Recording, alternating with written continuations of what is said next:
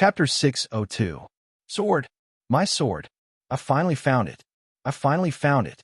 The voice contained endless madness and joy, like the roar of a tiger and the roar of a dragon, shaking everyone's ears. Those who were slightly weaker had already covered their ears and rolled on the ground, screaming in pain. Xiaowei couldn't care about anything at this time. She used all her strength to run down the mountain. But after a moment, she heard the crazy roar, "Don't run. Give me the sword. Give it to me." The wind was fierce, the earth was shaking, and the terrifying monster was approaching her. The distance between the two sides was shrinking very quickly. Perhaps in the next moment, the opponent's palm would press on her head. Xiaowei shouted, "No, I can't run away." Then there is no other choice. The sword's spirit snapped. Try to stall for time and fight with it. It thought of the powerful fluctuations that came from the valley just now. Maybe there was a top master searching for this monster there. If they could delay until the other party arrived, they might have a chance of survival. Xiaowei took a deep breath and replied, "Okay." Sword chi gushed out, and the black cloak covering her body was torn into pieces and fluttering in the wind. Jidu was unsheathed. Xiaowei held the sword in his hand, and the purple demon sword let out a long cry. Thick demon power surged out of the sword and flowed into her body. The sword master and the demon sword merged into one through the cycle of demon power, causing the strength of the little goblin to increase explosively. Between her movements, the surging demon power surged out. She shook the demon sword, and the purple demon flame instantly covered the whole sword. Then, she turned around and slashed. The sword light, burning with demon fire, rushed toward the strong enemy behind her. The moment she turned around, Xiaowei saw the appearance of the newcomer. It was a man with disheveled hair and a messy beard. His eyebrows, beard, and hair seemed to have not been taken care of for a long time, so much so that they almost grew together, making it impossible to see his appearance. She could only see his tattered clothes, majestic body, and the desire in his eyes and madness. This gaze was different from the previous ancient sculpture. Although there was a strong sense of possessiveness, it was obvious that it was aimed at Jidu. He wanted this sword, crazily wanted to get this sword, and not because of greedy desire, but for some other reason. The man let out a bone-chilling, maniacal laugh. My sword. Facing the incoming demonic flame sword light, Qin Wentian didn't even try to evade. Instead, he stretched out his hand and grabbed at it. If an ordinary person touched this sword light, their entire arm would have been instantly burnt to a crisp by the demonic flame. However, a cracking sound rang out as the sword light slashed out by the demon sword was actually shattered by Qin Wentian's casual grab. Where did this lunatic come from? The B*TCH's personality was both shocked and angry. To be able to withstand Jidu's sword chi with just his physical body, I'm afraid this person's martial arts is already close to Sun Lang's. Xiaowei shouted, "Don't talk nonsense. Let's get through this first." In the blink of an eye, the madman had already rushed over, stretching his hand out to grab the demon's sword. "Give it to me." Xiaowei didn't even think about it. He waved his sword and retreated at the same time to open up the distance between him and the enemy. Jidu waved his demon power, and the sword chi evolved into a series of killing moves to attack the enemy's vital points.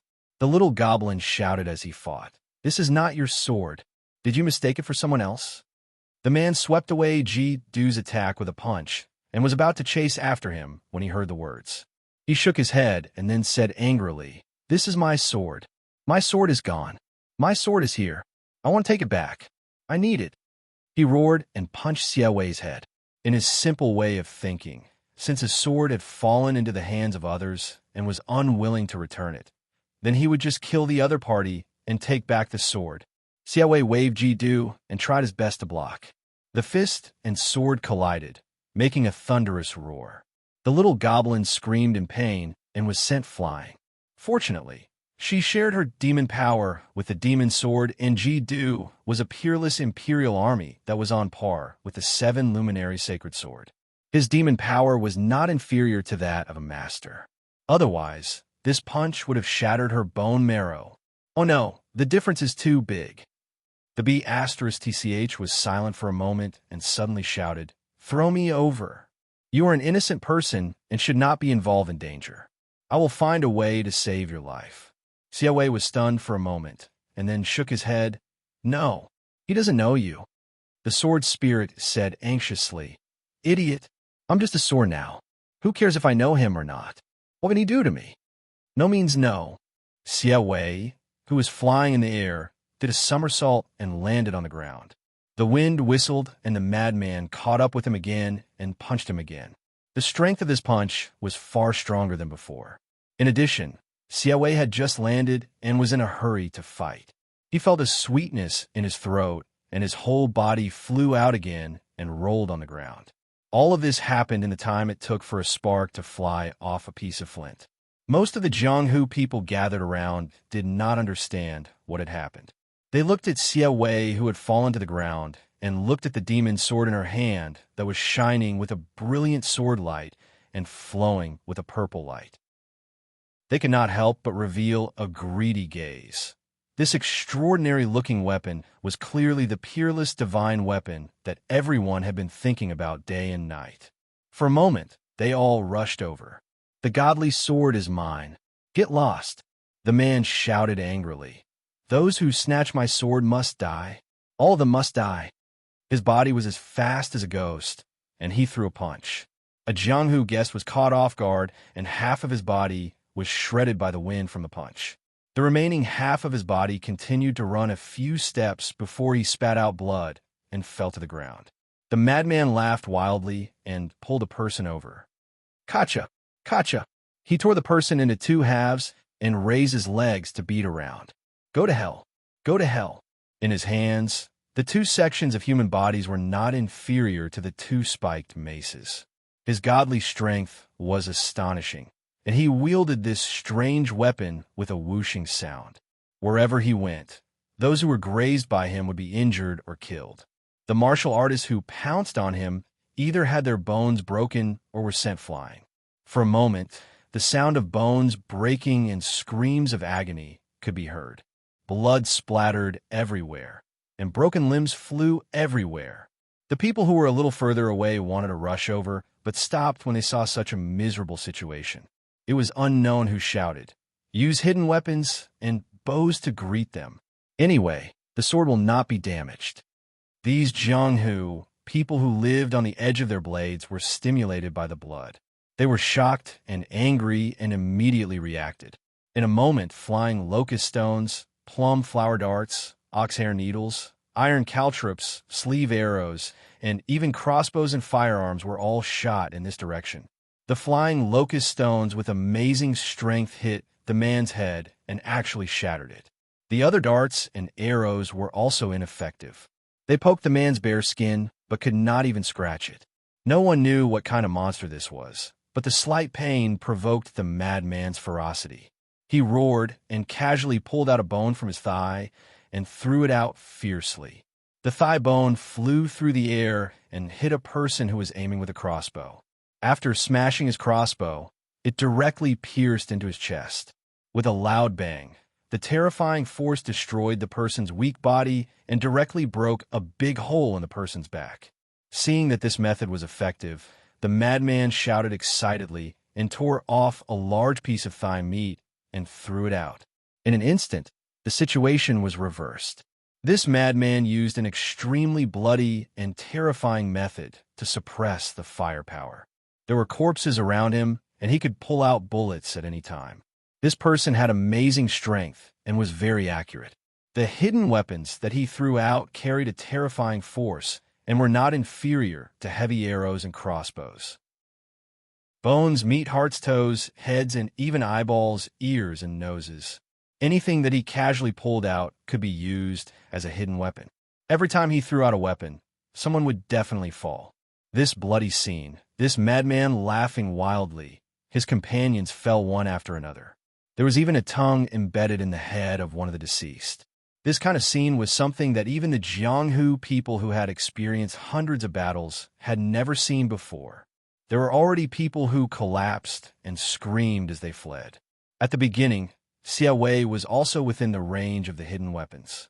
She waved the demon sword to protect herself. Then, she saw the madman tearing apart human bodies and using them as a weapon. He wildly shot and killed people. That cruel appearance and that bloody scene made the little monster feel sick and want to vomit. She trembled all over. She had never seen such a scene in her life. She did not even dare to think about it. She shouted, "Don't kill people." The demon sword in her hand cut towards the man's back. It was as if the monster had eyes on his back. He turned around and punched, sending the little monster flying. Xia Wei felt pain all over her body. She rolled on the ground and looked at the murderous madman who was walking towards her. The other party's crazy eyes made her heart turn cold. The little monster tried to make her eyes sharper. She gritted her teeth and said, "You evil man.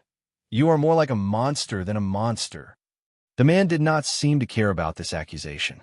He only had one goal. "Give me the sword. Give it to me." Just as Xia Wei was about to speak, she felt the demon sword in her hand trembling slightly. Big Sister Lu spoke in her heart.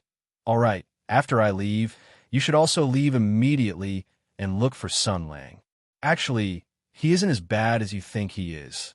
The little monster already knew what Sister Lu wanted to do. She was about to struggle and object when her heart suddenly moved. She looked up at the mountain in the distance. She seemed to have sensed something. The monster also turned around as if he had been electrocuted. He seemed to have sensed something too. The B*TCH also sensed something. She said in a complicated tone, "F*CK, what is this? Should I be happy?" A figure appeared at the entrance to the Huai Chuan Mountain. He looked at the scene of blood flowing like a river. He heard the cries of the injured and looked at the flesh and blood below. He saw a little girl lying on the ground. He also saw the demon sword Ji Du that he had been thinking about day and night. However, all of his attention had already been attracted by something else. Even this demon sword was unable to divert his attention away from it. His gaze was focused on this person. He could not forget. No matter what he became, he could not forget. Even if he turned into ashes, he could still recognize him. By Yu Wei. Chapter 603. By Yu Wei. The voice came with the wind. The tone was calm, but it hid incomparably complicated emotions. There was anger, shock, hatred, sharp teeth, boiling blood, and bone-deep hatred. But the madman did not have any special reaction to this name. He asked blankly, "Who are you?" The sword spirit of Ji Du fell into an incomparable shock. She cried out, "He is Bai Yue? He is the gold radiant sword saint? How is this possible?"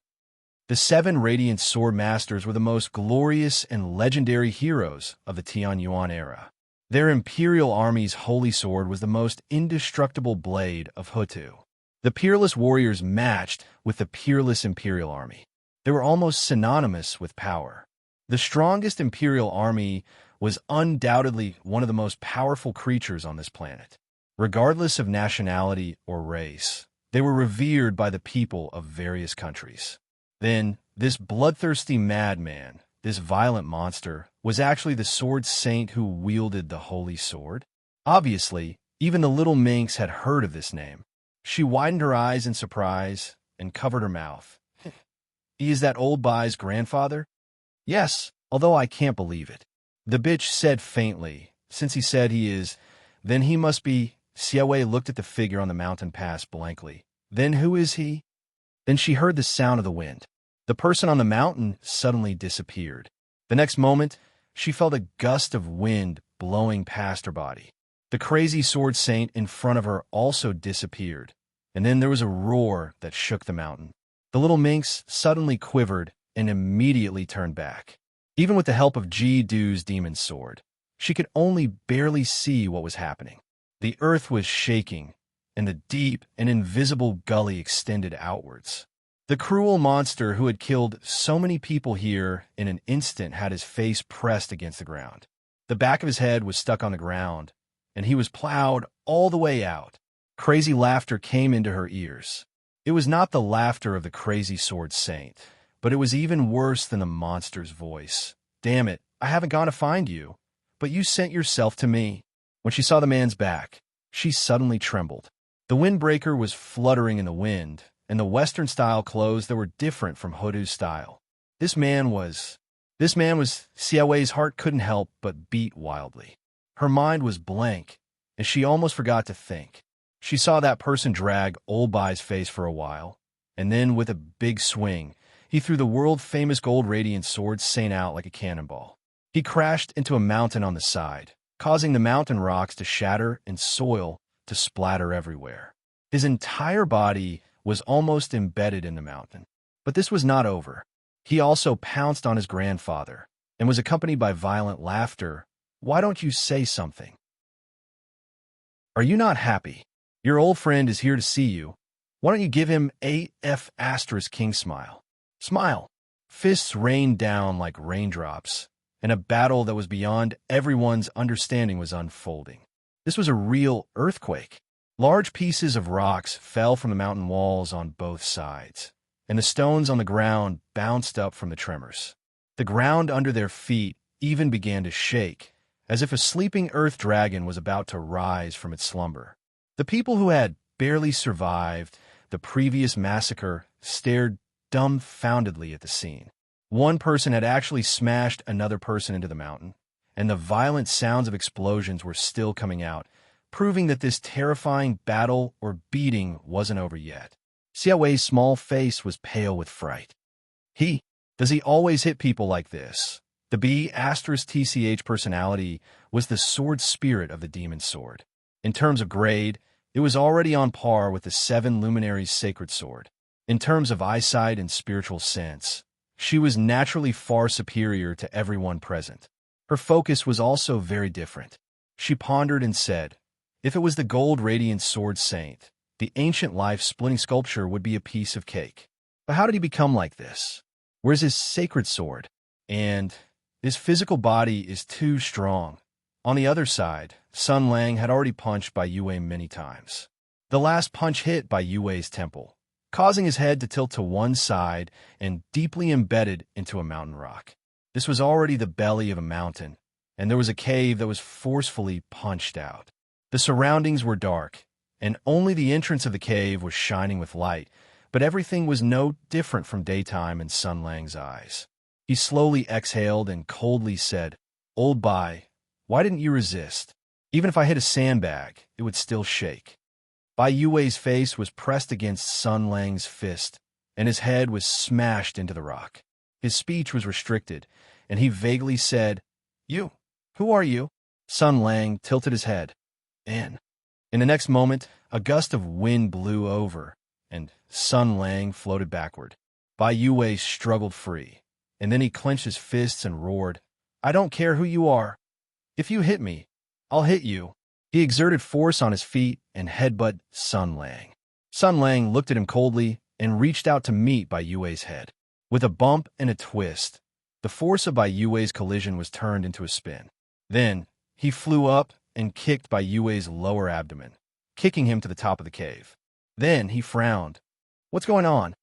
The mad swordsman was kicked to the top of the cave and immediately clung to the rock like a gecko. Then, he turned around and pounced down. He seemed to have learned his lesson, and his body kept bouncing on the walls of the cave, changing his position like a dexterous monkey. As he dodged, he made unknown roars. Sun Lang shouted, Bai Yue, what the *CK are you doing? Do you think you can escape by pretending to be crazy? Bai Yue? The mad swordsman mumbled as he jumped. Are you calling me? Is that my name? Sun Lang sneered. You're *King sick. As soon as he finished speaking, the old man had already pounced on him, and it was still the same headbutt. Sun Lang raised his palm, intending to give him a more vicious blow. Who knew that the old man would suddenly raise his head in midair and show his snow-white teeth? He actually bit him. Sun Lang did not doubt the biting strength of a swordsman master. He immediately changed his palm, from pushing to lifting, and lifted the old man's chin. This move was originally intended to dislocate his chin, but when Sun Lang used his internal force, he felt that the old man's joints were as if they were cast with iron, and he couldn't move them at all. In an instant, Bai Yue relied on Sun Lang's palm to complete the borrowing force and kicked him. The cave was very narrow, and he couldn't use his full strength. Sun Lang floated back, and Bai Yue gained the upper hand. He opened his big mouth, revealing his pale teeth, and bit up and down, making a crisp sound. Then he squeezed out a low growl from his throat and used his hands and feet to rush forward. It seemed that he wanted to bite off a piece of flesh from Sun Lang's body. F***CK. Sun Lang looked at the once respected keen metal swordsman who had turned into a dog, and for a moment, he didn't know whether to laugh or cry. It should be known that this Bai Yue could be considered as an old official of 3 dynasties, and he was deeply trusted by the emperor. He was dignified and extraordinary, and could be said to be the first old man among the civil and military officials in the court. Now, his eyebrows, beard, and hair almost grew together, and his whole body was covered in blood, and he was still howling like a dog. Seeing that this was not a problem, he quickly retreated out of the cave. Seeing that he had successfully forced the strong enemy to retreat, Bai Yue also chased out and shouted excitedly, "I'll bite you to death! Bite you to death! Bite you to death!" Old swordsman Bai saw the light again, and before he could find where the enemy was, he heard the fierce sound of the wind above. He subconsciously threw out a punch, and the force was heavy and the momentum was shocking. However, Sun Lang's palm was gentle, and it had already wrapped around his fist silently. The two forces were similar, and Sun Lang was using softness to overcome hardness. Old swordsman Bai's body was immediately pulled to the side and spun like a top. After Sun Lang's left hand used softness to neutralize the force, his right hand followed up. As fast as lightning, he hit Bai Yue with the weight of Mount Tai. The strength of both hands overlapped, and it directly hit the top of Bai Yue's head, causing him to sit on the ground. Normally, when this kind of attack hit the top of the head, even if it was an elephant, its head should be in a mess. However, this madman actually acted as if nothing had happened. He only roared, straightened his back, and took advantage of the momentum to pull his legs up. His moves were not methodical, but by relying on intuition, he could often save the enemy. Coupled with his tyrannical physical fitness, his threat did not decrease, but increased.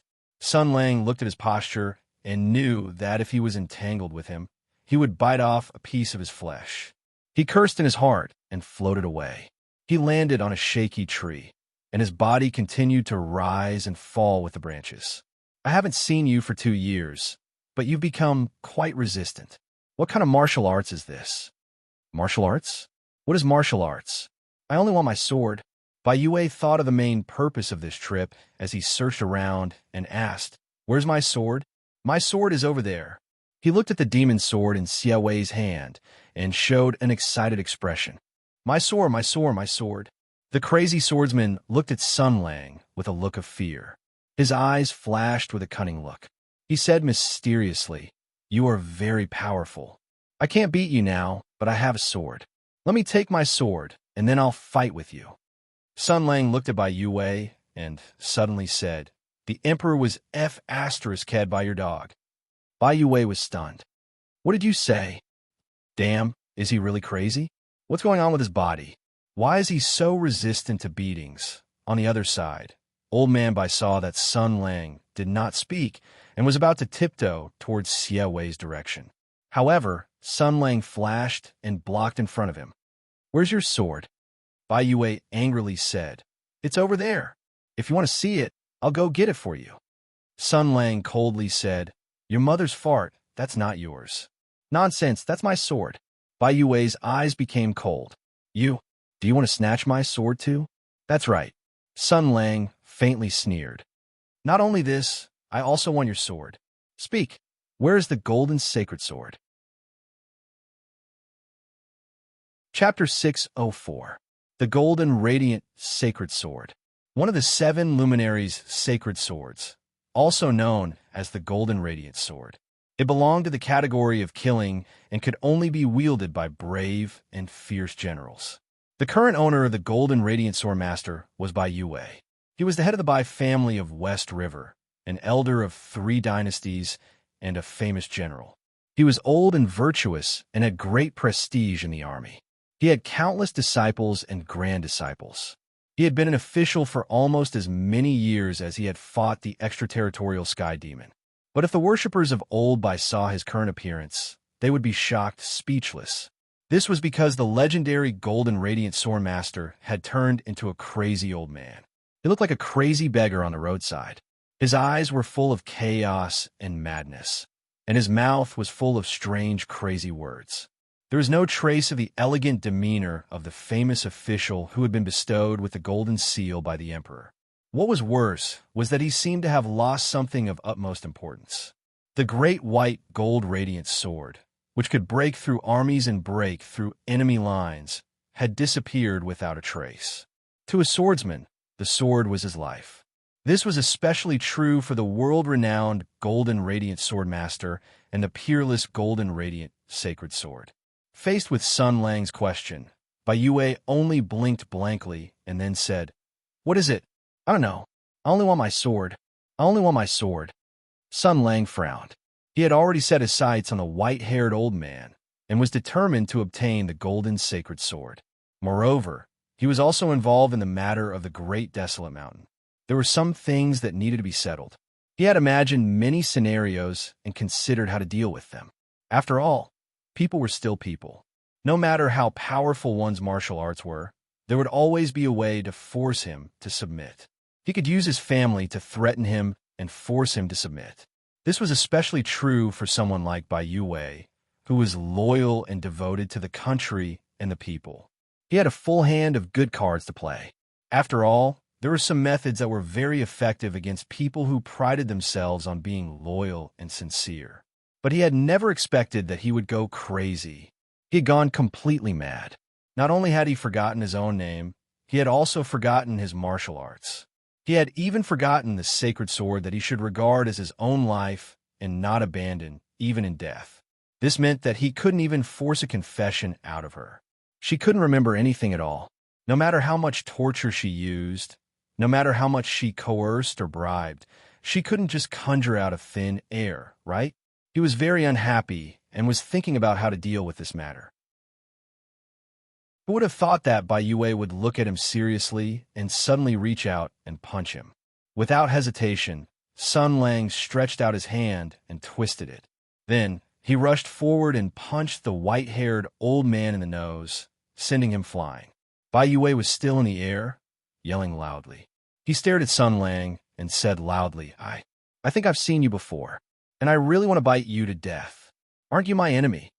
Sun Lang said lightly, "Yes, at that time, you knelt on the ground and kowtowed desperately to beg me, but I didn't even pay attention to you." As soon as his voice fell, the mad swordsman landed on a mountain rock. He kicked his legs and shattered the large rock into pieces. Using the powerful recoil, he once again crashed into Sun Lang. "Since we are enemies, then I will kill you." It was a pity that even though this collision was fierce, it was too brute. Previously, he had relied on his astonishing brute strength and intuition to charge and attack fiercely, and he could still tear the average Jianghu master into pieces. However, when he encountered a peerless master who was not inferior to him, brute strength alone was useless. Facing this meteor-like collision, Sun Lang slightly paused his feet and dodged to the side, avoiding this powerful blow. Fortunately, he calmly stretched out his hand and pressed on the back of the white-haired old man's head. With a burst of strength, he sped up the white-haired old man's speed. Thus, the mad swordsman screamed and crashed into another mountain at 3 times the speed of the previous one. "Idiot!" Sun Lang coldly spat out these 2 words. Bai Yue pulled himself out of the mountain rock, shook off the stone powder on his body, and turned to find Sun Lang. He roared again and rushed up. Even the force that Sun Lang used to hit him on the back of his head didn't hurt him at all. This was strange. While the 2 monsters were fighting, one demon and one sword weren't idling around either. Seeing this good opportunity, the B*TCH shouted, "What are you still doing here? Quickly run, while they're fighting and have no time to care about us. If we don't leave now, when will we?" Xiaowei was startled. "Why should we leave?" The sword spirit said angrily, "Isn't this nonsense? Don't you see that Sun Lang is here? He must have come to find us. Although I don't know why he is looking for us, we can't let him do what he wants to do. Xiaowei looked at Sun Lang's figure. The man's clothes were fluttering, as if he was taking a leisurely stroll. The terrifying monster roared and attacked him again and again, but he easily kicked it back and forth like a ball. The little demon took a deep breath, since he has already set his eyes on us. How far can we run, even if we run? He doesn't seem to be in a bitter fight at all. The B*TCH was startled and then said discontentedly, "But we can't just stay here and wait for him to come over." Xiaowei shook his head and said in a soft but firm voice, "Why can't we wait for him to come over? I have been looking for him for a long time. Since I can meet him here, I should take this opportunity to clarify some things." The sword spirit said angrily, "Why are you looking for a beating again? Do you want to be beaten up like this too?" Xiaowei had already made a decision and wanted to make things clear with this enemy who had killed his brother. However, when he looked again, he saw Sun Lang grabbing one of Old Bai's legs and smashing on the ground like a long whip. The ground and rocks caved in and burst open. This exciting scene revealed a violent beauty that made one's blood boil. Unfortunately, the little demon couldn't appreciate it all. She was obviously frightened by this bold and unrestrained way of fighting. She said in a trembling voice, Will he hit me like this too?" The B*TCH said gloomily, "Not necessarily. He may use an even crueler way to beat you, using his stick to beat you fiercely. If you don't leave, I'm afraid you will die here." Xiaowei didn't understand the meaning of this. Suddenly, he thought of something and turned to look at the other side. There was a flash of brilliance, and a beautiful and noble figure descended from the sky. The Kata demon sword shook again. The sword spirit had no time to use the big stick to scare Xiaowei. Her voice was even more shocked than before. "It's her. How did Sun Lang get together with her again?" When the little demon heard Sister Lu's tone, it sounded like she was gnashing her teeth, and she was surprised. Then she saw the golden light dissipate, and the person who came revealed a charm that could cause the downfall of a country. It was a woman, but she was holding a thick and huge golden sword. Her body was surrounded by a faint golden light, which made her temperament even more noble. Her appearance was beautiful, and her eyes were disdainful. She seemed to be used to commanding the crowd and being high and mighty. This woman couldn't be described as a simple beauty. She frowned and looked at the battle over there. Then she walked towards Xiaowei. "Are you the sword master chosen by Lu Shujian?" Lu Shujian? Sister Lu's name? She knows Sister Lu? Xiaowei didn't have time to answer before the demon's sword burst. In the purple light, Ji-Du left her palm and flew into the air. The sword was pointed at the woman in front of her. The bitch's resentful voice rang out from the sword. Using demon power to vibrate the air to make a sound was not difficult for her, especially since she was also a doctor. Whatever Aunt Lu knew, she also knew. The sword spirit gritted her teeth and said, "It's you." Empress said lightly, "It's me. You made things so embarrassing. It's really ugly." The matter of forging the demon sword was secretly planned by Empress Tensei. The bitch personality was her collaborator. Including the plan of sacrificing the 8 distresses and making Aunt Lu the sword spirit, Empress was also clear. Since Lu Shujian was alive and kicking in Mingzhou, then it was obvious who the sword spirit in Kata was. But the bitch personality was not easy to deal with. She was originally intelligent and had a gloomy personality. Now that she had become a sword spirit, what was there to be afraid of? Moreover, there was also Sun Lang at the side. After the shock, the bitch personality guessed the cause and effect of the matter. After all, she also knew what happened in the Great Desolate Mountain. She also understood the grievances between Sun Lang and Empress. If these two people could put aside their past grievances and work together happily, then the sun would rise from the west. In this case, Empress's situation could also be roughly analyzed. So she laughed strangely and said, "You should be a prisoner now. How much better can you be than me?" Empress's eyes flashed coldly. She ignored her and looked at the little demon. She said softly, "You're called Xiaowei, Xiaji, sister?" Xiaowei's eyes suddenly changed. "Who are you?" "You know my brother. You do know something? The emperor's concubine smiled meaningfully. The things I know are far more than you can imagine. Xiaowei still wanted to ask, but Empress no longer looked at her. General Tensei turned his head and looked at the battlefield. He said coldly, "This person really looks like Bai Yue. What's going on?" The bitch personality said coldly, "You're asking me? I also want to ask you. Why did the dignified gold radiance sword saint become a madman? Not only did he lose his holy sword, but he also lost his martial arts." Empress also felt the power of Bai Yue before, but her martial arts were much worse than Sun Lang's, so she only rushed over now. When she arrived, she only saw the blood flowing like a river and many injured and dead people. She also saw Sun Lang beating an old man violently. She didn't know what had happened at all, but after watching the battle, she should be able to see something with her eyesight. She said in surprise, "It seems to be like this. Bai Yue's attacks don't have the slightest pattern. I'm afraid that people who have only practiced martial arts for 3 years are better than him. His physical strength and brute force are astonishingly high. Is his body made of iron? How can he not be injured in such a way? I've never heard of him practicing any martial arts before." Her analysis was indeed correct. At this time, Bai Yue was like a raging bull. Every move he made was accompanied by the sound of wind. Every strike he made contained astonishing strength. He was simply extraordinarily strong. Sun Lang, on the other hand, was like a butterfly flying around him, dodging his powerful attacks and looking for a fatal flaw. Soon enough, he found it. Not long after, Sun Lang showed a flaw. Bai Yue didn't know it was a trick. He roared and kicked. Sun Lang saw the opportunity and shouted, kicking the old man's lower body. "Explode! Big Dog Han!" Chapter 605. You have to admit one thing. Although human beings were divided into countless races and lived in different parts of the world with different languages, different latitudes, different environments, different cultures, and different civilizations, there were some things that they had in common.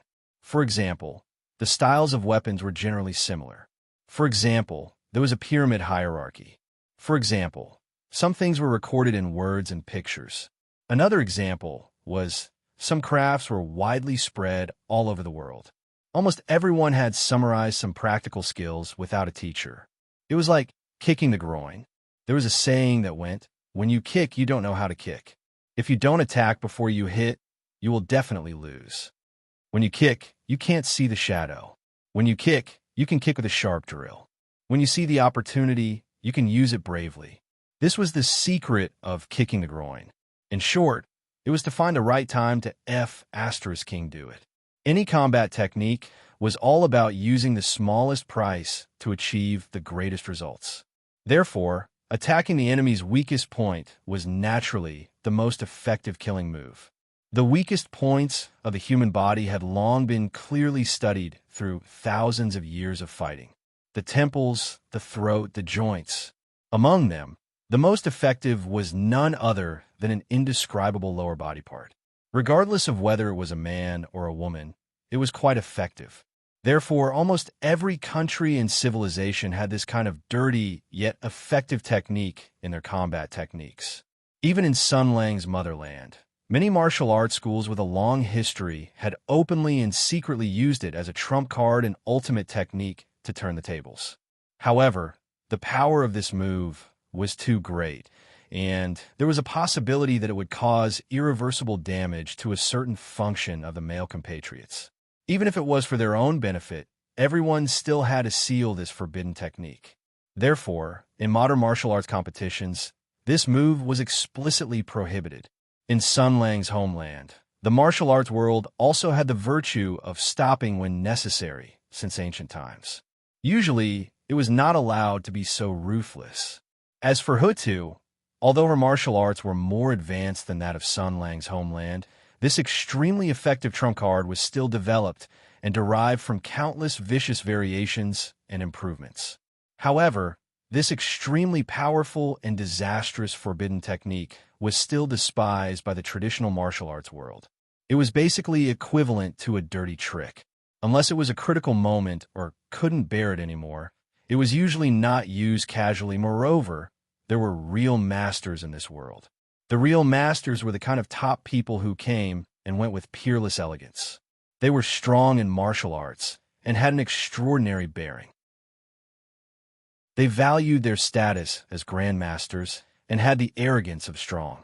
Their self-esteem and pride were far beyond the imagination of ordinary people. They were all particular about status and demeanor. It would be better to let them die directly than to let them kick crotches. But there was a master who didn't value his identity and did so. He had the support of the demon sword, while the emperor's concubine had an emperor-ranked weapon in her hands. The two of them were paying attention to the battle, and naturally, they could see this kick clearly. That kick was fast, ruthless, and strangely sharp. If it wasn't for the fact that the kick was a little subtle, it would be one of the most exquisite leg techniques in the world. If this kick was seen by all the famous leg experts in the world, they might all die from anger. With a bang, the kick hit. This kick made the eyebrows of the two women tremble violently. The little fairy was so frightened that she couldn't even speak clearly. "Hey, how could he do this?" The B*TCH coldly said, "I already said that he is more shameless than you. How can you win against him?" On the other side, Sun Lang immediately revealed a proud smile after kicking this treacherous kick. This Bai Yue had a grudge against him. Since he was pretending to be crazy, then he didn't need to care about the Jianghu's morals. He calmly looked at Bai Yue and was prepared to see this idiot's stupid look with his eyes and mouth wide open. He wanted to hear this old thing's shocking screams, but he didn't move at all. It was as if he had kicked a mountain. He opened his eyes wide in shock and exclaimed in surprise, "So strong?" In the blink of an eye, Bai Yue had already reacted.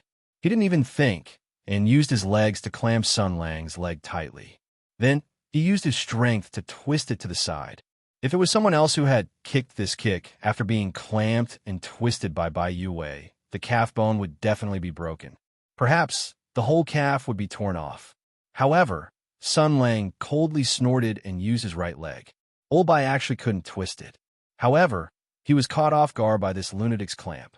When the two came into contact, this matter became a pure confrontation of strength. He tried to pull his leg back a few times, but his leg couldn't be pulled out. Sun Lang shouted and raised his hand towards Bai Yue's face. "Let go." Although the lunatic's mind was muddled, after being hit by Sun Lang for so long, even if he was stupid, he knew that this was a rare opportunity. He straightened his neck and shouted, "I won't let go." "Then you can go to hell." The two people's fists collided, and the force of the impact was transmitted to the ground, shaking the gravel and soil into the air. The range of the fight was fixed to an extremely narrow face-to-face. Without saying a word, Sun Lang used his hands to attack Bai Yue's upper body. "Let go, let go, let go, let go, let go, let go." Bai Yue was not to be outdone. While clamping Sun Lang's leg tightly, he used his strong brute force and keen fighting intuition to fight back. He also roared, "I won't let go, I won't let go, I won't let go, I won't let go, I won't let go." The fist aura was fierce, and the palm wind whistled. The arms of the two turned into a shadow and bombarded at high speed, almost exceeding the frequency that could be captured by the human eye. This was undoubtedly the top confrontation of Hutu, but the posture of the two people was a bit strange. Xiaowei and Empress saw this scene and couldn't help but laugh. General Tensei held the Tianyuan saber and said coldly, "The face of Hutu's peerless powerhouse has been lost by these two idiots." Although Xiaowei had the power of the demon sword, he was not good at martial arts. It was very difficult for him to watch, so he asked, "Sun Lang seems to be at a disadvantage? He hasn't been able to pull back his leg." Empress glanced at him and shook her head. "Disadvantage? Are you kidding me? How can he be at a disadvantage?" General Tensei looked at the two people who were fighting together and said lightly, "Little demon, do you know what martial arts is? If you find an ordinary person in the city who doesn't know martial arts, he may not be able to beat a wolf with his bare hands. Because the wolf's claws and teeth are not good, and because there is no fierce and wild nature, even if the difference in strength is not big, the difference in combat effectiveness is very big. After learning martial arts, people's skills will skyrocket. An accomplished expert can even tear tigers and leopards. What is martial arts? She didn't expect Xia Wei to answer this question, so she answered herself. Martial arts is a skill that can make humans stronger. This improvement is divided into two types. One is to temper the muscles and bones and accumulate internal force. If an ordinary person has a strength of 100 gene, then he can temper his chi, and it can make him have a strength of 200 gene, 300 gene, 400 gene, or even more. This is the internal and external martial arts. The second method is to let the human use the same strength to make a stronger effect. For example, using 100 gene of strength to make a 200 gene effect is called martial arts. The emperor's concubine looked at the corpses around her and the people who had escaped far away. The people here are also called martial arts experts. They have practiced martial arts for so many years, which is equivalent to having 250 kilograms of strength. They can hit with 1,000 kilograms of strength, but why were they so easily killed by Bai Yue? That's because Bai Yue has a strength of 100,000 gene.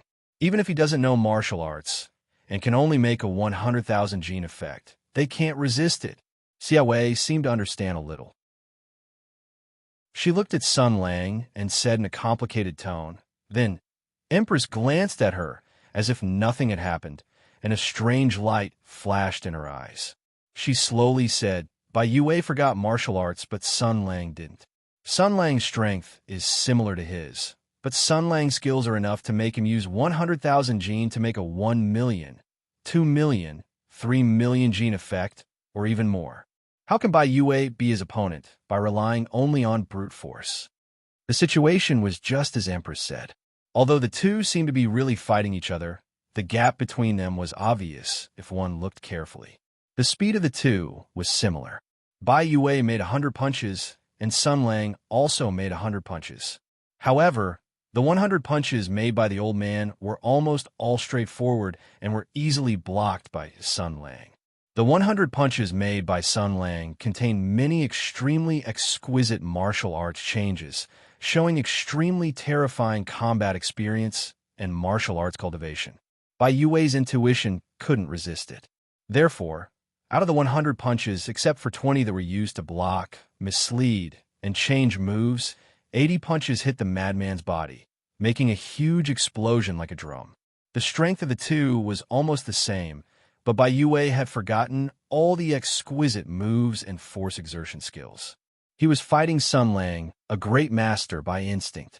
How could he be a match for Sun Lang? The Emperor's concubine's eyes flickered when she saw all of this. She muttered, "This is too abnormal." If it were any other 7 luminary sword saint, even if they didn't die after taking so many hits from Sun Lang, they would have vomited blood or been seriously injured. However, Bai Yue seems to be fine. His punches didn't slow down at all, and he doesn't show any signs of being injured. What is going on? Sun Lang succeeded again and again. According to his experience, with Bai Yue's physical condition in the Battle of the Great Desolate Mountain 2 years ago, even if he was 50% stronger than before, he should vomit blood and be seriously injured after taking so many punches. However, this guy didn't show any sign of injury at all. He had many ways to torture this bastard, but at this time, one of his feet was caught. In such an embarrassing situation, how could he get rid of Bai Yue?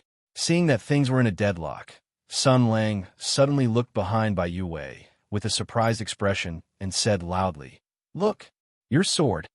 Although Bai Yue seemed to be mentally retarded, he still had amazing beast-like intuition. Hearing that, he said, "No, my sword is clearly over there. F*CKU. Chapter 606. F*CK your mother. Sun Lang realized that he couldn't even fool a retard. He flew into a rage. Wind and thunder surged in his hands, turning into thousands of hand shadows that attacked Bai Yue like a raging wave. At his level of martial arts, there were no palm or fist techniques to speak of. He only looked at the result and didn't care about the process. Gouging eyes, breaking throats, destroying hearts, cutting necks, hitting acupoints, and breaking arteries. Every move was created on the spot and was most suitable for this form of technique. Although there was no name, it was exquisite and peerless. It was obvious that he had reached the peak of the realm where no move was better than a move. Bai Yue had become a sandbag at this time. His eyes were drowned by the dazzling phantoms of fists and palms. His entire upper body was crackling, but he still roared and punched with all his might. The momentum was not inferior to usual. It was as if this attack that could turn an elephant into meat paste was just a tickle to him. Suddenly, the two of them roared at the same time. Four fists collided with a loud bang, and invisible energy sputtered in all directions. However, Sun Lang's combat experience and martial arts attainment were much stronger than the golden radiant sword saint who had lost his memory. When the four fists collided, he suddenly changed his move. He flipped his hands and used a cloud hand to swing old Bai Yue's arms outwards.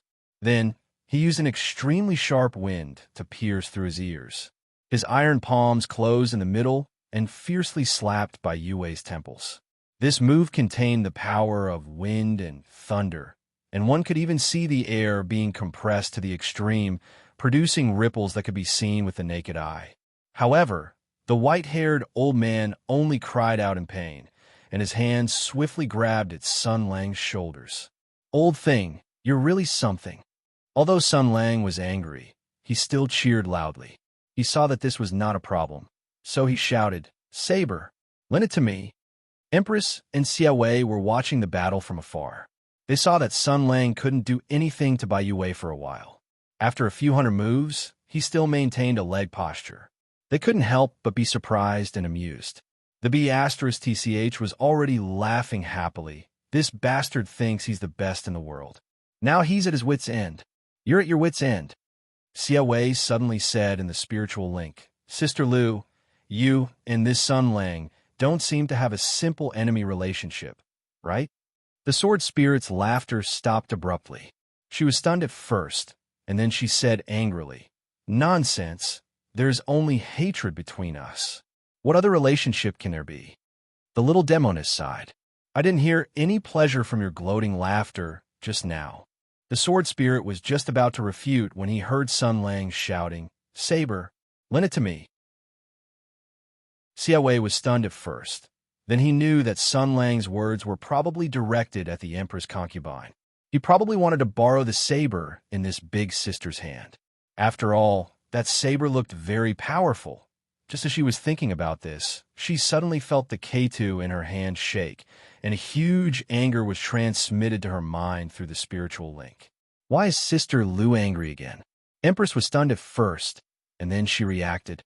However, with her temperament and her relationship with Sun Lang, how could this General Tensei consciously lend a helping hand? She smiled and said, "The wind is too strong. I can't hear you clearly. Can you speak louder?" Sun Lang took a long breath and shouted, "Okay." He only defended with his left hand and steadily blocked Bai Yue's attack. He freed his right hand and slashed in the direction of Empress. The invisible sword chi broke through the air, and the sharp edge pierced through the air. Although the two were thousands of feet apart, this invincible chi still roared and attacked. Empress didn't expect that Sun Lang would attack. For a moment, she thought that she had made a mistake. She should have put away the Tianyuan saber first. The sword chi was bone-chilling, so she had to step back and block with the saber. Unexpectedly, the sword chi was bent and straight. As soon as it touched the Tianyuan saber, it immediately turned into a winding soft force and wrapped around the blade. The invisible force contained 7 changes was ever-changing. In an instant, Empress felt numb, and the Tianyuan saber had fallen out of her hand. She screamed in her heart. Although Sun Lang couldn't do anything to Bai Yue with his bare hands, if he had the Tianyuan divine tool that was comparable to the 7 luminaries' sacred sword, the result might be very different. Seeing that the Tianyuan saber was about to be seized by Sun Lang's invisible chi, a purple long sword came out from the side. The tip of the sword shone with a purple light and was placed on the thick back of the Tianyuan saber. Demon chi swept out. Sun Lang's chi that was shot from thousands of feet away had been consumed on the way and had lost 70% of its power. It could no longer resist the Kidu sword chi and was forcibly intercepted. Emperor saw that the opportunity couldn't be missed and immediately snatched the saber back. The The Tianyuan saber immediately turned into a golden light and disappeared into her body. General Tensei turned to look at Xie Wei and nodded. "Thank you." The little goblin holding the sword stammered, "No, it wasn't me." The bee asterisk suddenly shook the air and praised loudly. "Xie Wei, well done. You can't let this guy succeed." Xie Wei was shocked.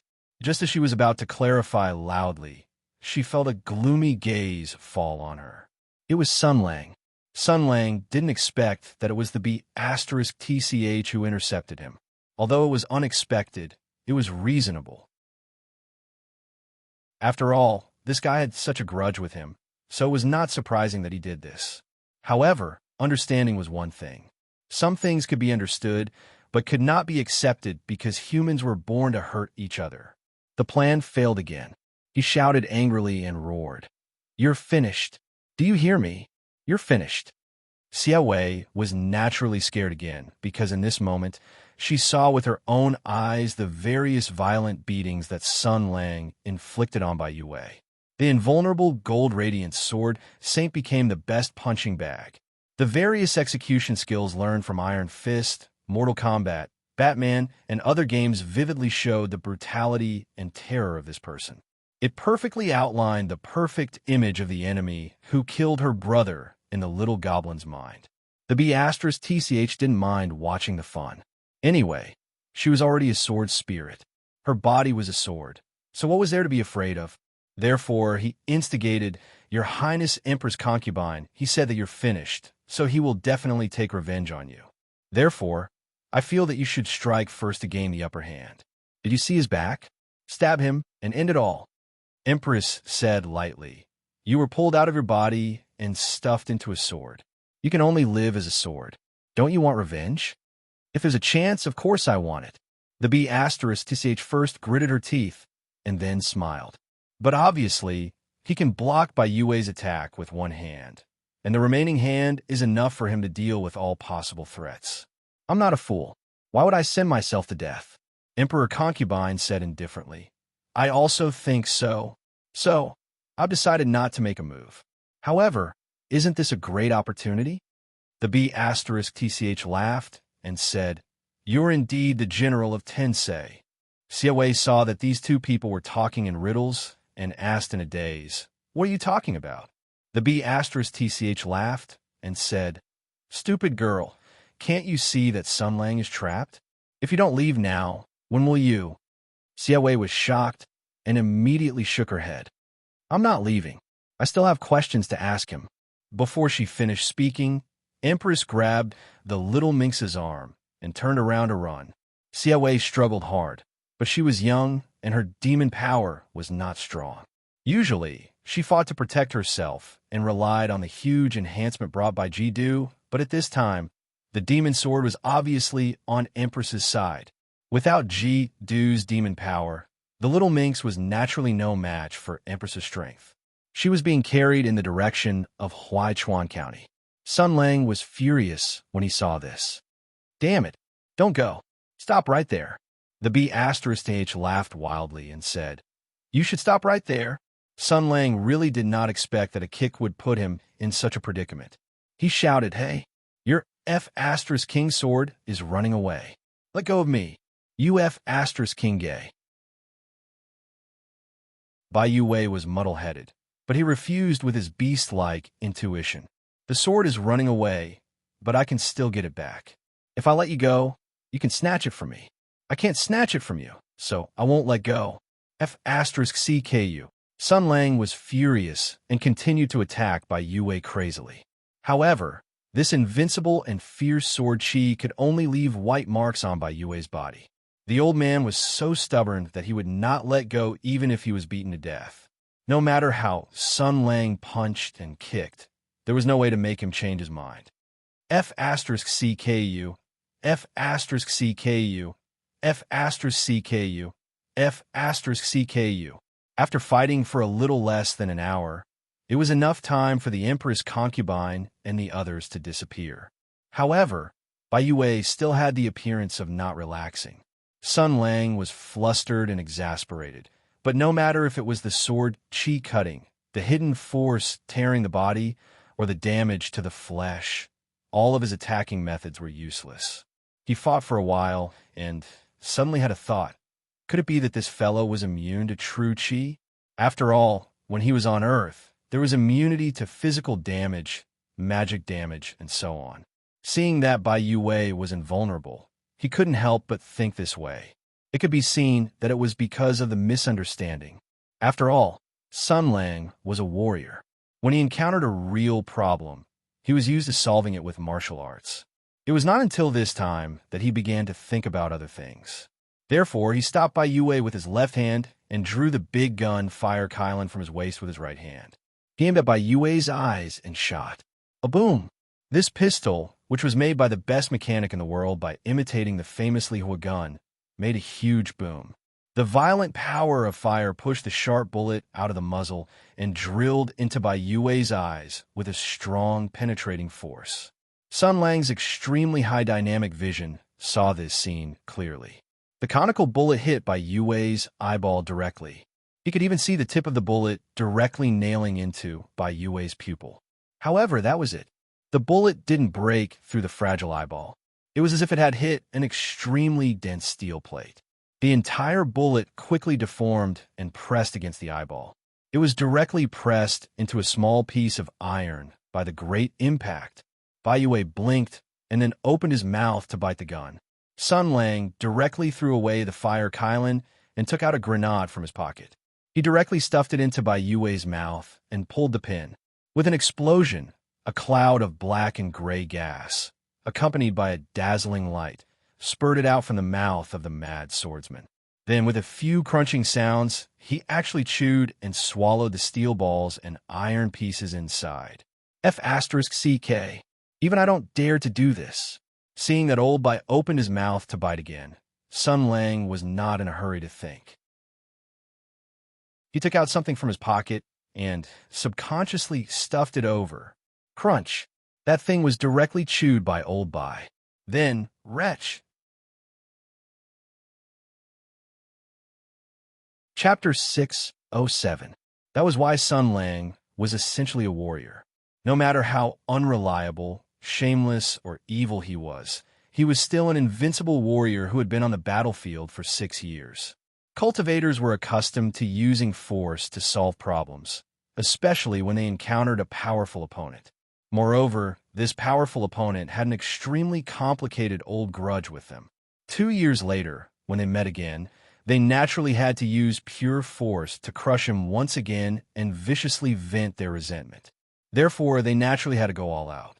That was why when he met Bai Yue, he immediately went all out. If his opponent looked invulnerable, then he would beat him until his defense was broken. That was the most normal way of thinking. After all, there was a limit to a person's strength. Even if he was invulnerable, he would still have to respect the law of conservation of energy. However, after fighting for an hour without any results, the Emperor's concubine and the bewitching sword took the opportunity to escape. Sun Lang began to panic, and only then did he temporarily give up the idea of using force to convince him. He began to wonder if the old man had developed an immunity to true chi for some reason. After all, his current state was too bizarre. Not only did he lose his memory and become crazy, but his vigorous inner force had also disappeared without a trace. Originally, a warrior's vitality was 1. After losing their inner energy, they would rapidly weaken and become weaker than a normal person. However, even if this old man's inner energy had disappeared and his martial arts were crippled, how did he become stronger? Therefore, he raised his hand and shot a gun. Surprisingly, it did not have any effect. He even stuffed a grenade into the old man's mouth, and nothing happened. This person's muscles and bones had reached an unimaginable level. When the gun was useless, Sun Lang saw Bai Yue opening his bloody mouth to bite him. Out of habit, he took out something from his pocket and stuffed it into his mouth. This thing was called canned herring. It was a magical item that Sun Lang used to make friends. He felt that this was a food that could bring happiness to people. At that time, around this canned herring, he and Yin Luo established a deep friendship. Because of this canned herring, Zhang Jianyuan was reborn from the ashes and became an excellent national capitalist. During Sun Lang's journey, this canned herring had brought him a lot of laughter and solved many problems for Sun Lang. It could be said that without this canned food, Sun Lang's life would be at least a third more boring. Many solutions to problems would become extremely monotonous. Sometimes, when a canned herring was enough to solve a problem, he would have to beat up his enemies or even kill one or two of them. From the looks of it, this canned herring was really a great service. It had saved countless lives. But before today, Sun Lang had only treated it as a fun little prop to relieve boredom. In a real battle between masters, it was not worthy of being on the stage. But he was wrong.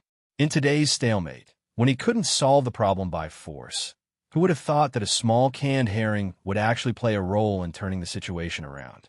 The small, round ironkin was stuffed into Bai Yue's mouth as fast as a clap of thunder. Old Bai didn't care what it was and directly bit it hard. His body of reinforced iron and strong strength naturally gave him a terrifying bite force. Even if it was refined steel, it would be bitten into iron shavings, let alone this small canned herring. There was an explosion. Juice splashed everywhere. Even Achilles, who was invulnerable, would die immediately after his heel was chopped. There was no invincible fortress in the world, nor was there a true invincible Vajra. At this time, Sun Lang could also be sure that even if Achilles, who was invulnerable, was in Bai Yue's situation at this time, he would also let out a dark and desperate scream. This canned herring didn't have any substantial lethality, but everything in this world paid attention to the element of surprise. And Bai Yue, who was caught off guard, suddenly bit the taste of hell. Any animal with a normal sense of taste and the ability to swallow would have the same reaction when they bit the canned herring unexpectedly. This was the body's instinct, not controlled by any martial arts or physical strength. They would all have the same reaction. That was, ugh! A large amount of yellow-green liquid spewed out of Bai Yue's mouth, along with the snow-white fish and iron pieces. At the same time, the old man's tight muscles finally loosened uncontrollably. Sun Lang was a powerful figure. When Bai Yue's legs loosened slightly, he immediately struggled with all his strength. He successfully got out of trouble. At the same time, a terrifying mass of invisible matter rushed toward him. Vajralion roar, full power soundwave. With his inner strength circulating, Sun Lang roared, Buddha's roar. The biggest difference between Sun Lang and Bai Yue was that Sun Lang's martial arts had already reached the level of a grandmaster. The lion roar compressed the air and spewed out invisible air waves like a wind dragon shooting out air bullets, pushing the mass of invisible matter back into the old man's mouth. Ugh, ugh, ugh, ugh. Even the invulnerable Gold Radiance Grand Sword Master couldn't withstand such a terrifying attack. After all, even if his body was invulnerable, his mind couldn't withstand such an attack. If he wanted to defeat Sun Lang's attack, it would be impossible unless Virgo Shaka personally came and robbed him of his sense of taste and touch.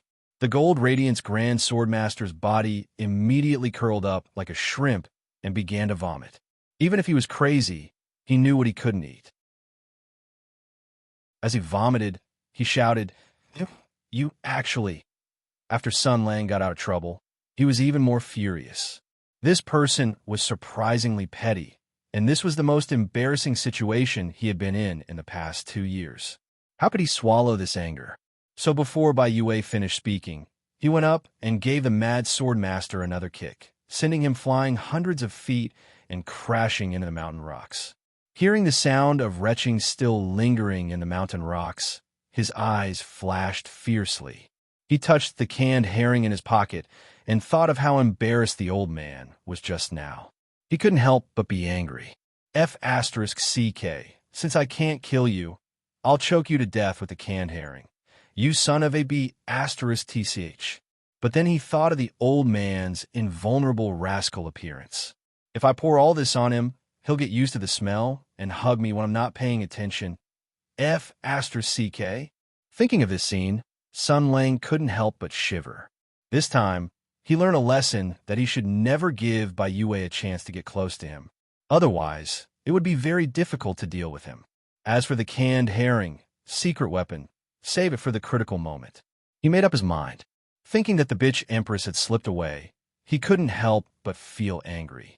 And that little goblin, you're all dead. And the B*TCH. Don't think that I can't do anything to you just because you've turned into a sword. I'll shoot you all over. Sun Lang strode towards the direction of Huichuan County angrily. Run. Where can you run to? He let out a cold laugh. When he used the invisible chi to rob the Tianyuan saber, although it was ruined by the demon sword of K2, but there was still a trace of sword chi left on the Tianyuan saber. Today, I'll let this bitch cause a disaster. While making up his mind, he chased in the direction of Empress escape with his spiritual perception. With that layer of insurance, Empress and the demon sword really couldn't escape, but with a loud bang, Bai Yue burst out from the mountain rock. He was still wiping his mouth and yelling at Sun Lang. Where are you going? Sun Lang rolled his eyes and took out a canned herring from his pocket. Bai Yue had obviously become a conditioned reflex. When he saw the scary little can, he immediately jumped back and said vigilantly, What are you doing? Sun Lang said coldly, Don't follow me, or I'll give you 100 cans. Bai Yue looked at him from head to toe and glared at him. Nonsense. How can you carry 100 of them? Sun Lang raised the canned herring and looked like he was going to hit it. Old Bai immediately dodged like a monkey, but still kept a distance and looked at Sun Lang. It seemed like he wanted to be a piece of sticky candy. F***ck your mother. Sun Lang was silent for a moment and immediately turned around and ran. Bai Yue was stunned. Then he shouted and chased after him. The two of them, one in front and one behind, were extremely fast and powerful. Sun Lang's strength was profound, and his qin gong was outstanding. His figure was like a flickering light and passing shadow, and Bai Yue's physical fitness was incomparably strong. With his excellent dynamic vision, he firmly locked onto Sun Lang's figure and relied on his tyrannical brute force to chase after him. He actually followed closely behind Sun Lang, and there was no distance between them. F***ck. Sun Lang muttered to himself. If this bastard had this kind of ability when he was in the Great Bear Mountain, then I've been dead for 2 years. How the hell did I do it? He turned his head while running wildly and saw Bai Yue still rushing over unstoppably. Murderous intent flashed in his heart. This piece of sticky candy that couldn't be killed was enough to be called trouble. After all, this old Bai was an out-and-out loyal official. If he suddenly recovered from his madness and still retained this extremely tyrannical defense, together with other grandmasters at the level of sacred swordsman, he might be able to pose a sufficient threat to me. After all, as long as he finds an opportunity to desperately hold me, it will be difficult for me to deal with him. So now, in addition to getting the Golden Holy Sword, there are 2 more things to do. I need to find out how he got this invincible Vajra body, and kill him. At this point, this old Bai's life couldn't be spared. After all, Empress had also seen it. With her intelligence and wisdom, there was no way she wouldn't associate it. His murderous intent rose, and he looked back at Bai Yue, who was shouting and yelling, and snorted with a complicated expression. You should also die. Old Bai, these 2 years must have been very difficult for you. This kind of punishment lasted for 2 years, and it's really enough. This time, I'll let you rest completely. Chapter 608. On this side, Sun Lang was being held back by the Gold Radiant Sword Saint. Meanwhile, the Emperor's concubine and Xia Wei had already run quite a distance away. Put me down, Xia Wei shouted. I don't know you at all. Empress was still running. She looked at the little minx and said, It doesn't matter if you know me or not. Don't you want to avenge your brother? Xia Wei was startled and said, Who are you? What else do you know? General of Heavenly Strategies said indifferently, I know that your brother's name is Xie Ji. I know that you are both from the Horned Tiger tribe. I know that your parents and clansmen all died in the Great Desolate Mountain. I also know how they died. At this point, the woman smiled faintly. Even you know it, don't you? Xia Wei's body shook. Her pupils shrank. She gritted her teeth and said, "Of course I know who killed them, but I also want to know why." Emperor Concubine said indifferently, "Is this very important? Don't you want to avenge them if you know the truth? Otherwise, what's the point of you knowing the truth? In this world, you kill me and I kill you. Killing doesn't need a reason. Only the one who survives is qualified to explain the truth. That's all." The little minx shook her head stubbornly. "I don't understand what you're talking about. I don't understand your human logic. I don't know why you are willing to kill each other. I just want to know what I want to know." General Tensei's eyes moved slightly. She seemed a little surprised. Then she said, "Lu Shujin, where did you find this clown?" The B*TCH let out a sword hum and said bluntly, "Although she's a silly, naive little fairy, it's much safer to have her in my hands than to work with you." Although she was also very dissatisfied with Xie Wei's weakness and rigidity, in front of outsiders, she naturally had to protect this little girl. Empress didn't care. She had been with Sun Lang for a long time. This level of cynicism was not worth mentioning. She sneered and said, "Oh, you don't want to work with me? What are you doing now?" The bitch personality snorted. "It's just a necessary strategy.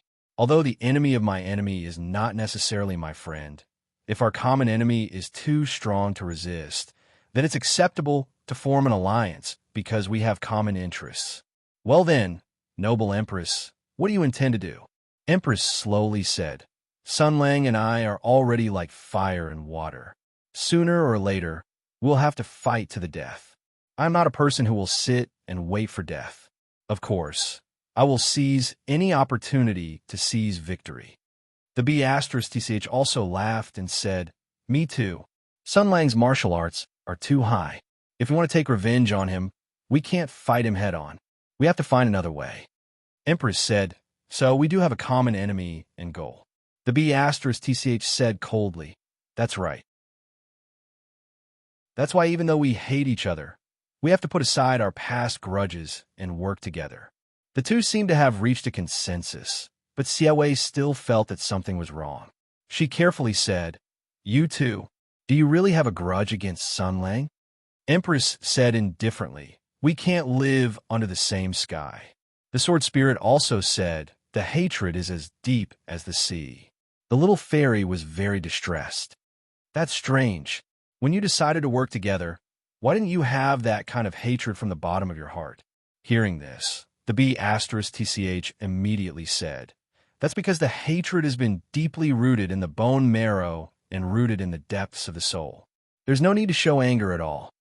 The general of heavenly strategies tried his best to rub salt into the other party's wound. "Sun Lang killed your entire clan until you were the only one left.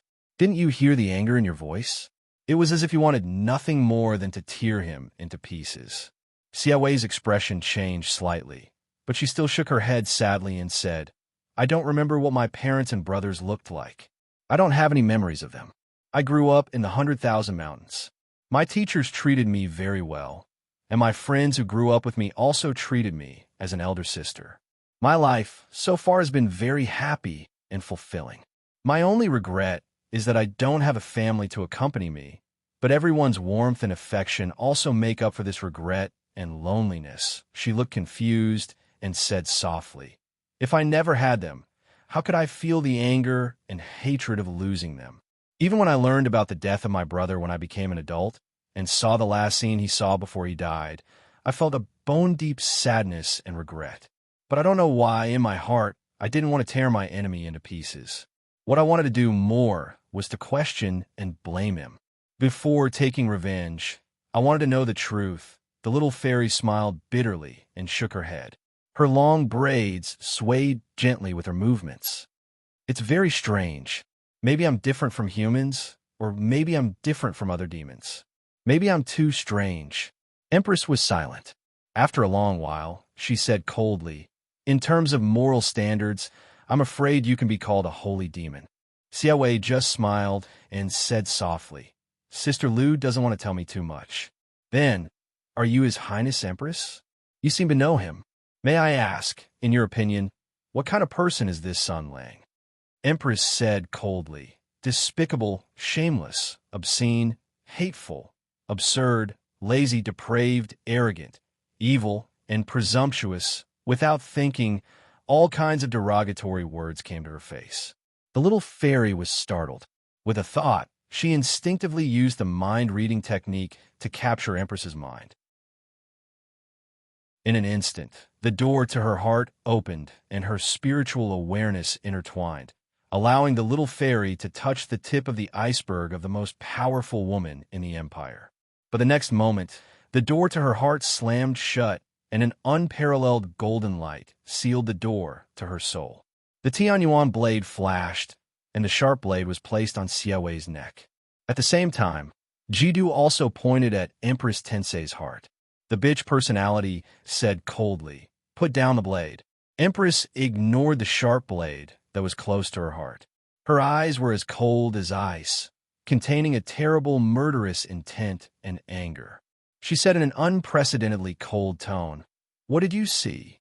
Xiaowei said weakly, I'm sorry, I didn't mean to. I just awakened my bloodline and can't control this power.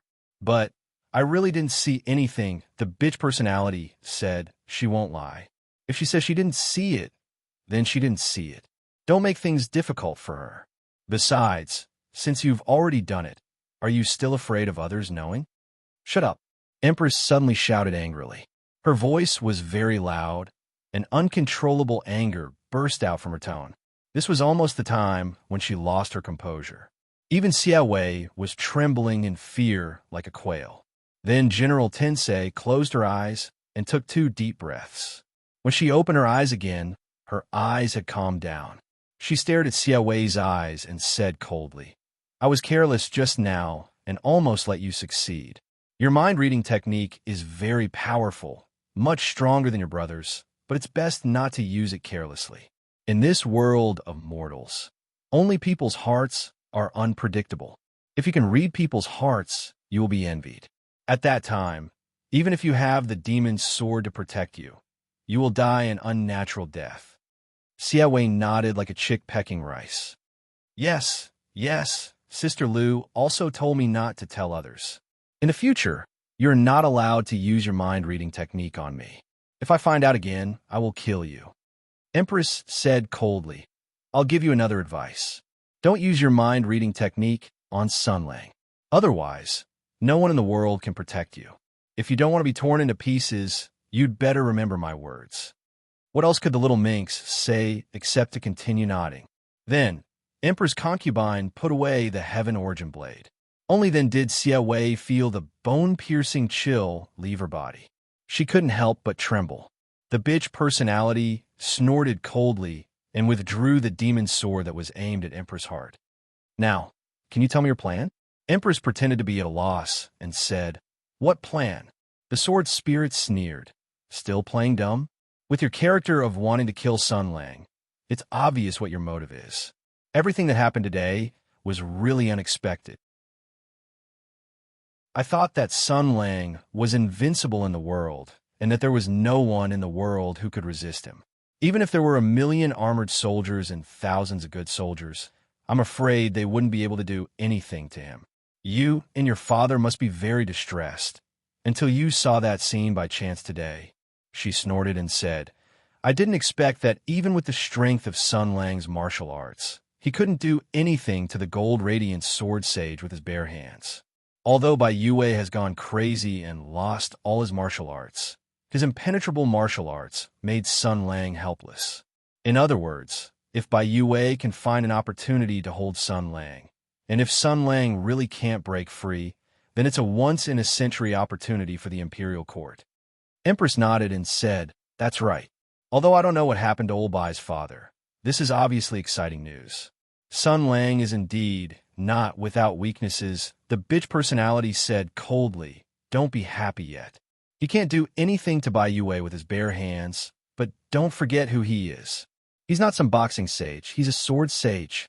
He can't do anything to Bai Yue with his bare hands, but that doesn't mean that he can't do anything to him with a sword." The Emperor's concubine smiled meaningfully. "That's right. Since we were able to discover the opportunity hidden in old esteemed Commander Bai's body, Sunlang will definitely be able to discover it as well." He isn't a lunatic who wants to challenge himself.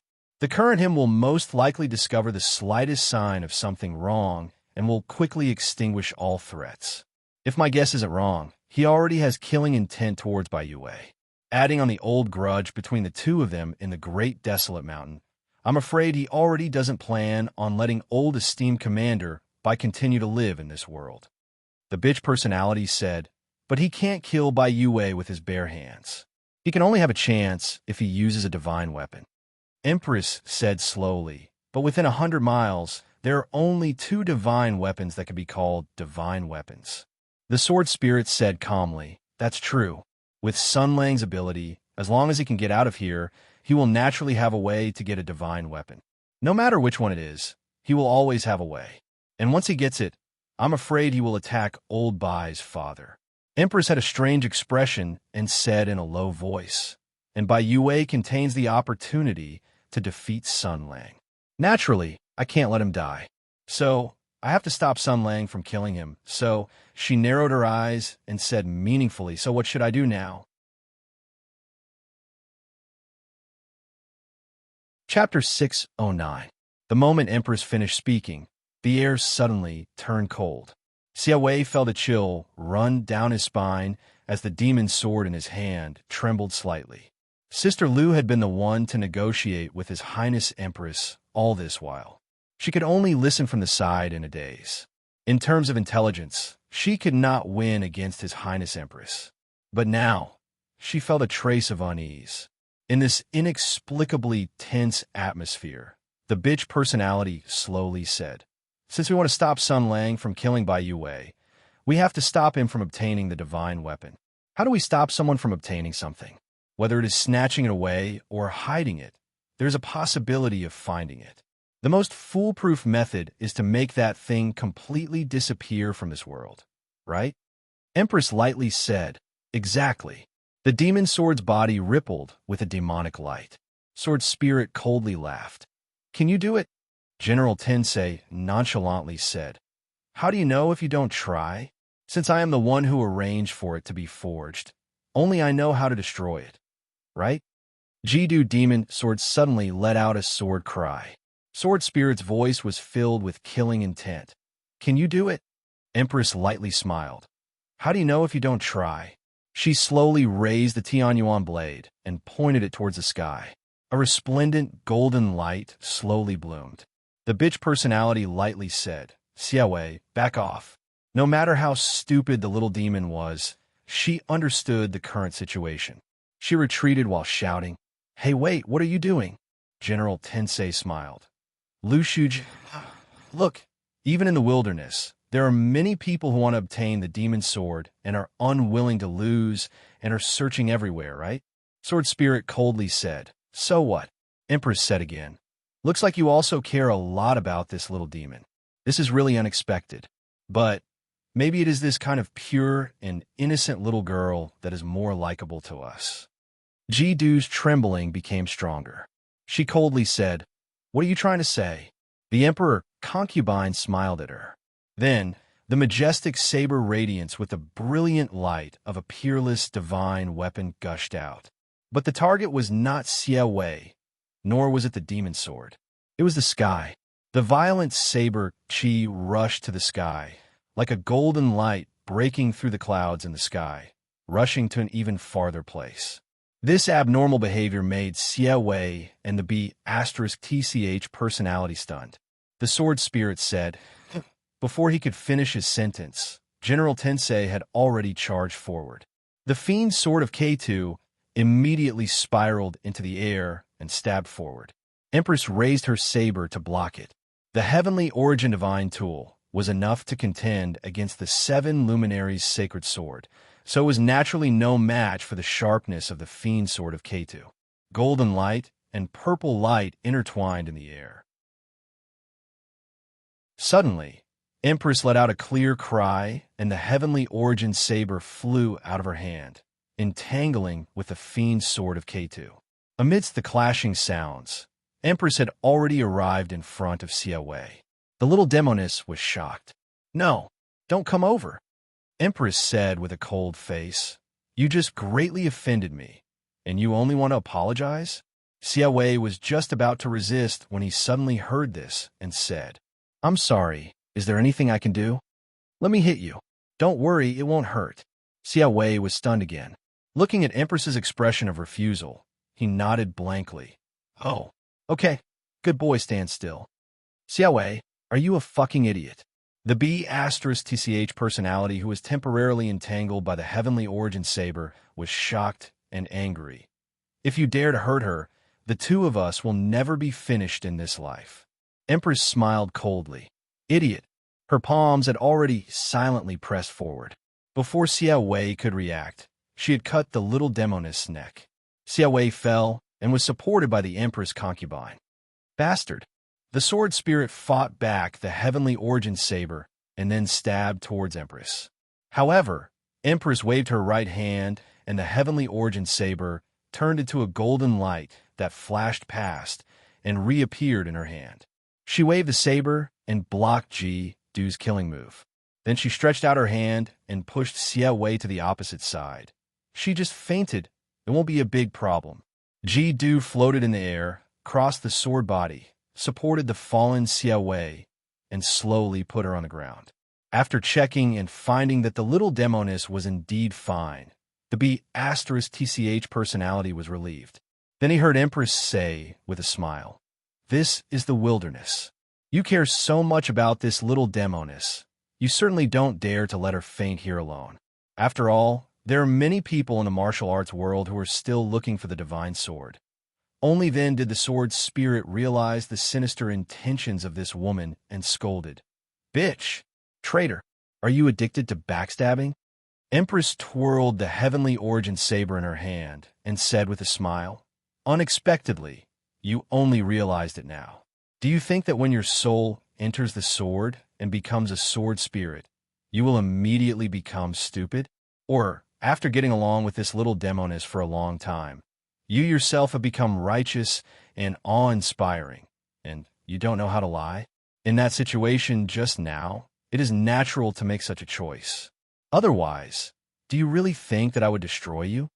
She showed a proud smile. So, you are an idiot. Why would I completely anger Sun Lang at this time? Ha! As the price of failure, Lu Shujin, I will leave the rest to you. Fight well with Sun Lang and buy time for me. I will not accompany you. After she finished speaking, the B*TCH's angry roar filled the sky. Emperor Concubine ran away with a victorious smile on her face. After she ran far away, she even waved her hand at them.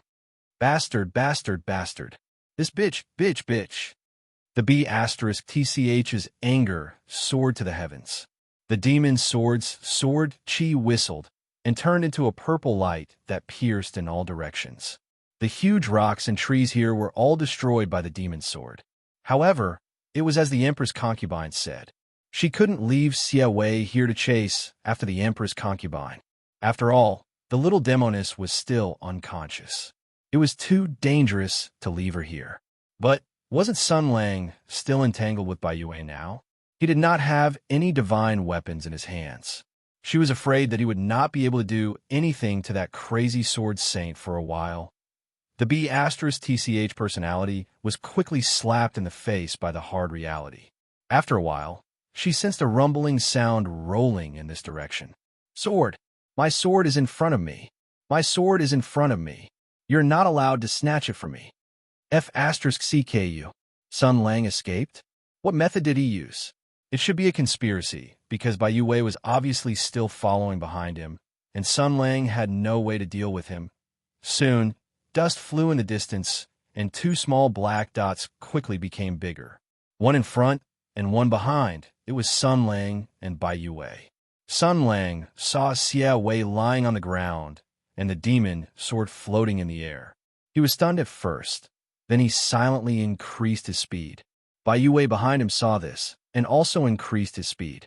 However, this was a small forest. When Sun Lang passed by a few trees, he immediately changed his move. He stretched out his hand and snapped two large trees that were as thick as the mouth of a bowl. His left hand grabbed one of them and shook it forcefully. That large tree immediately turned into several thousand wooden flying shuttles that rained down behind him. Each of these flying shuttles was like a sharp arrow. Several thousand sonic booms rang out as they pierced through the air. The momentum was so great that it was no less than 10,000 arrows being shot at the same time. In this regard, Bai Yue's response was very simple. He did not care and collided head-on. The powerful flying shuttles hit the old man's body, but it was useless. All of the shuttles were turned into flying wood chips and could only slow him down slightly, which distracted him a little. This was enough, because Sun Lang had another thick stick in his right hand. Selfless Realm. Sun Lang grabbed the thick wood with both hands and raised it up high. He roared, "The limit of my comprehension after thousands of tempering and tempering. Fly." Tennis and baseball are actually similar. Although Bai Yue was invulnerable and had amazing brute force, he had lost all his memories in martial arts. In terms of combat experience, he was really too far behind. Bai Yue faced this whistling blow and wanted to smash it directly. However, Sun Lang's stick contained an extremely terrifying control of power. The complex changes of power contained in it were enough to play with Bai Yue's brute force in the palm of his hand. With a loud bang, the huge tree immediately shattered, but Bai Yue was also fiercely sent flying. He rushed into the sky and shone like a meteor. "Go, Rocket Team!" Amidst Bai Yue's extremely unwilling roar, Sun Lang threw the remaining wood in his hand to one side and flashed to Xie Wei's side. He showed a casual smile. "Hey, B***TCH, long time no see," the sword spirit said coldly. "Who are you?" Sun Lang said with a smile. "Are you still blaming me? I just saw you and forgot to say hello. But you can understand. After all, I suddenly saw Bai Yue and suddenly became angry. You know, no matter how calm a person is, if they suddenly meet a good friend they haven't seen for 2 years, sometimes they will lose their mind, right?" The B*** said coldly. "Oh, did old Bai stab you many times in the great desolate mountain?" Sun Lang said with a smile. "No, this old man cried miserably at that time. Toward the end, he was howling.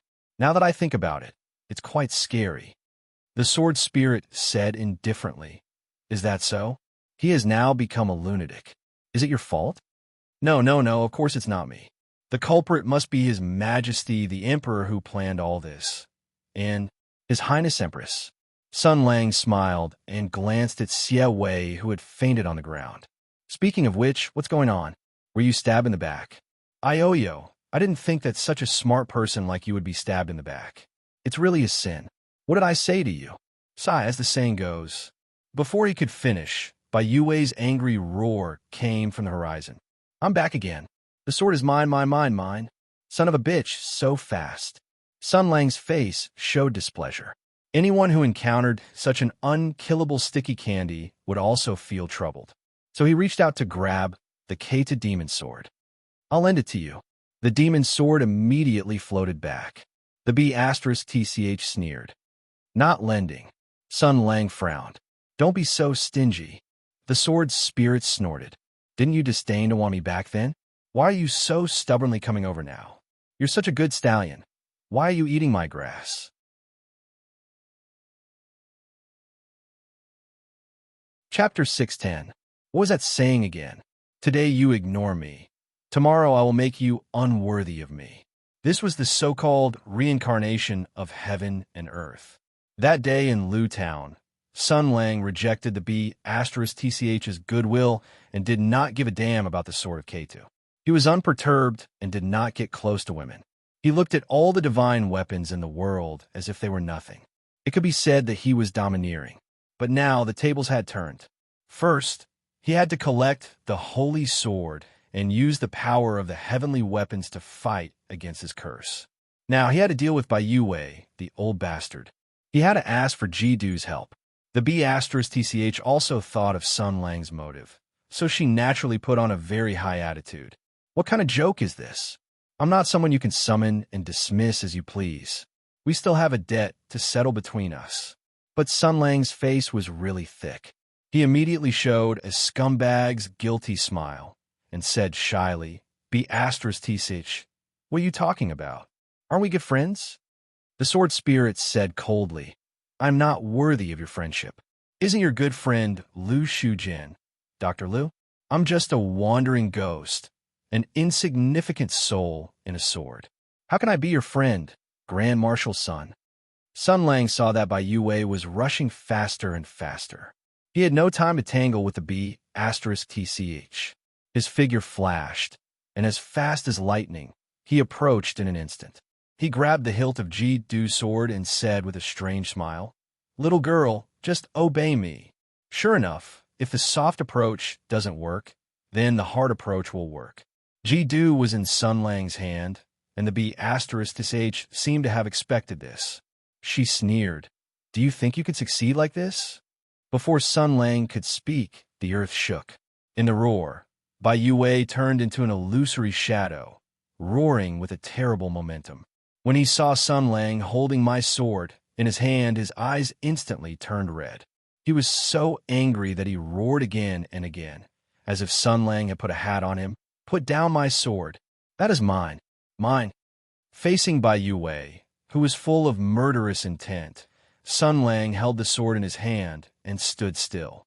When Bai Yue approached, he snorted and shook the sword. The purple demon sword turned into a brilliant sword light and stabbed toward the sword saint of lunacy. When martial arts and swordsmanship reached the highest level, they were no longer limited to external objects. Even a blade of grass or a tree could be used as a sword. This was indeed the principle of martial arts, but it was not absolute. Because this world not only had peerless martial artists who had reached the peak of perfection, but also had peerless divine weapons. If two sword saints with similar skills were to fight, one holding the 7 luminaries' sacred sword and the other holding a grass stick, then it would be obvious who was stronger and who was weaker. At this time, if one said that a blade of grass or a tree could be used as a sword, then it would really be a sword your mother. Just as the B asterisk TCH said, Sun Lang was a sword saint, not a fist saint. When he held a sword, he was the most terrifying. This almost invincible former sword saint held a peerless demon weapon that was comparable to the 7 luminaries' sacred sword. Even if it was just a casual stab, it was enough to change the weather. No expert in this world dared to treat it lightly. However, when Sun Lang's sword was in midair, he suddenly felt the demon's sword shake. Ji Du's huge demon power and sharp edge were not used by him. Instead, he began to stir up trouble. But after all, he was a peerless swordsman. Although the weapon did not listen to him, this sword still stabbed like a meteor from outer space. Bai Yue met this sword head-on. With a painful roar, he was sent flying again. But it still did not break through his defense. Sun Lang heard the pain in Bai Yue's roar. His expression changed slightly, and then he flicked the body of Ji Du's sword. "Hey, why are you throwing a tantrum?" "Ouch," Ji Du said indifferently.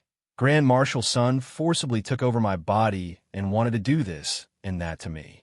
I can't resist, but can't I struggle a little?" "What you said makes sense," Sun Lang said gruffly. "It's your fortune to be able to follow me. Lie down obediently and don't resist. I'll guarantee you a good life." Bai Yue flew closer this time, like a wild boar roaring.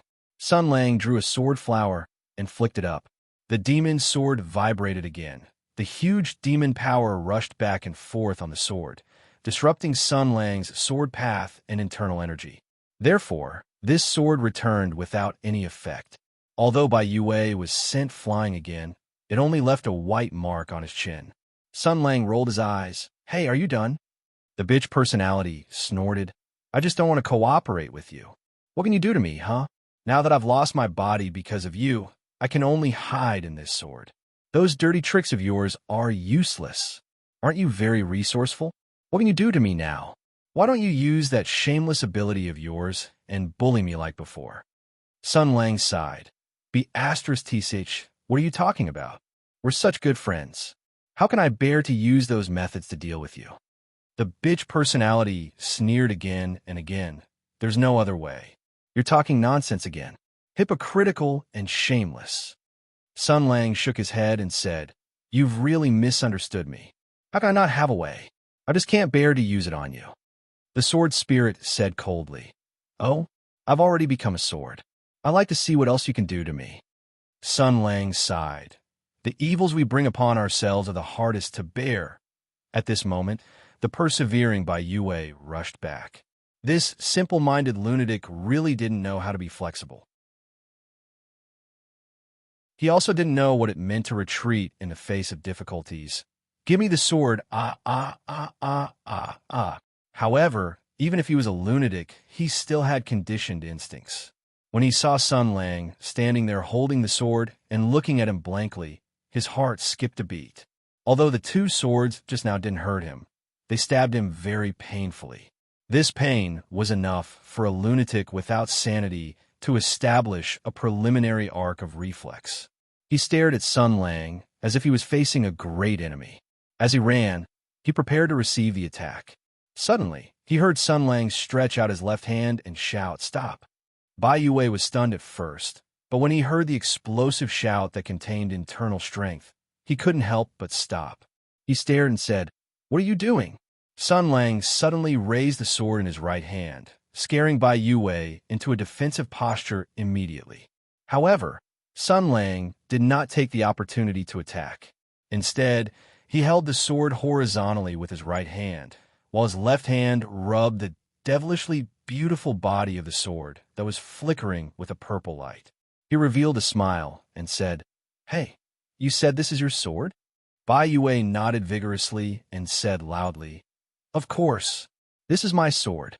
I lost my sword, so I came out to look for it. This is my sword." When Sun Lang fought with Bai Yue in the Great Desolate Mountain, he didn't know how many times he had fought with Bai Yue's sword. He had long understood Bai Yue's sword like the back of his hand. And obviously, Jidu had nothing to do with Jin Yao. Bai Yue kept pestering him.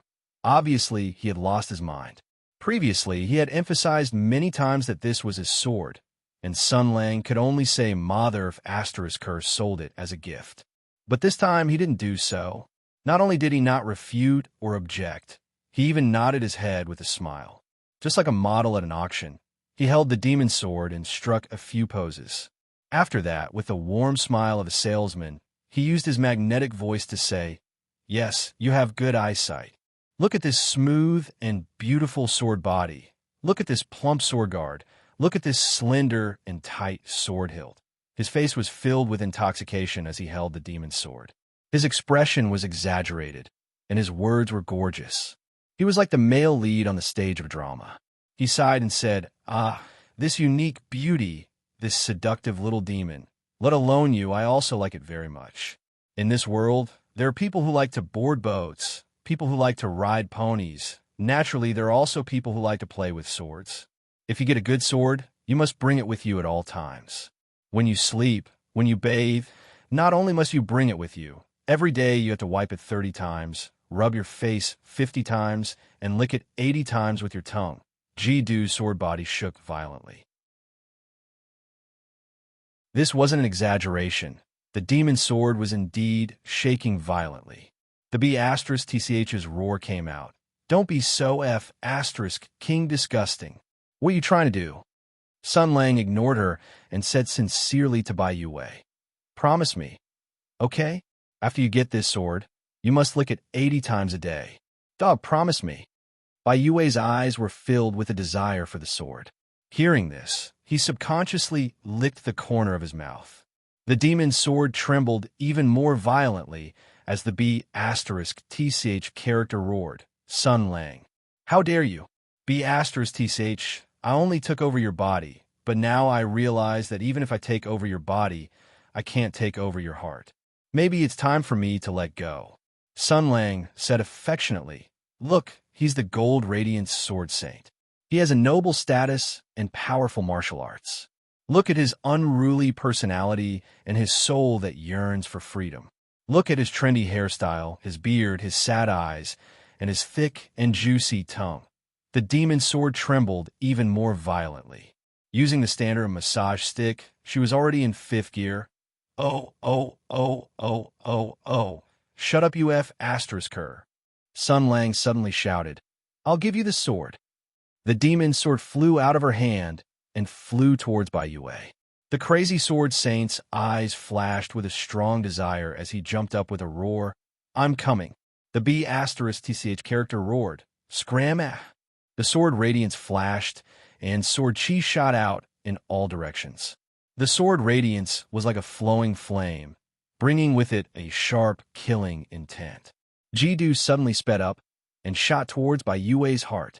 After hearing Sun Lang's shameless explanation and seeing Bai Yue's crazy and stupid appearance, the B asterisk TCH character only had one thought left in his mind. I'll kill you, ah. Sun Lang's figure instantly appeared in the air, right behind the demon sword. He grabbed the demon sword. Even if it was only for a few breaths of time, it was enough for him to grab hold of it. The killing intent in both of their hearts resonated at this moment. The unparalleled swordsman waved his heavenly weapon. The sword radiance flashed. Instantly, the white and purple radiance exploded at the same time. Bai Yue screamed in pain as blood splattered out.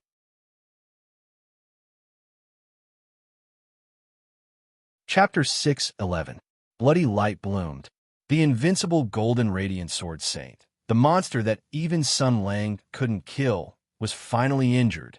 However, whether it was Sun Lang or the B asterisk TCH personality, neither of them were pleasantly surprised because they discovered something that shocked them even more.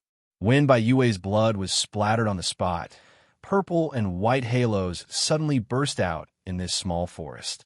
The halos flowed and waves of light spread out. Terrifying sword energy shot out in all directions. The sword spirit suddenly felt an invincible and terrifying power surging up along the body of Jidu's sword. That extremely sharp feeling, that fierce killing aura, even if she had never experienced it before, she should know what it was. Golden Radiance sword. The B asterisk TCH was shocked and angry. This must be the power of the Golden Radiance sword. The Holy Radiance sword is still with him. This sudden burst of sharp killing power also attacked Sun Lang, making him recall the memory of the Great Barren Mountain. The brilliant sword light of the Golden Radiance Imperial Army soared into the sky, causing a slight prickling pain on the skin. The shining halos were reflected in Sun Lang's eyes, causing him to be in a trance for a moment. Waves of light intertwined. The sharp edges collided. Roars, blood, killing. The same scene, the same people, they were like today, standing under another sky. Sun Lang and Bai Yue's eyes met in the air. Even if the people now were no longer the people of the past, one had abandoned the past, the other had abandoned himself. But they were both sacrifices, and they both had sad fates. Today, their eyes met, and their minds resonated for a moment. A desperate battlefield appeared in their minds, covered in blood, desecrated by conspiracies.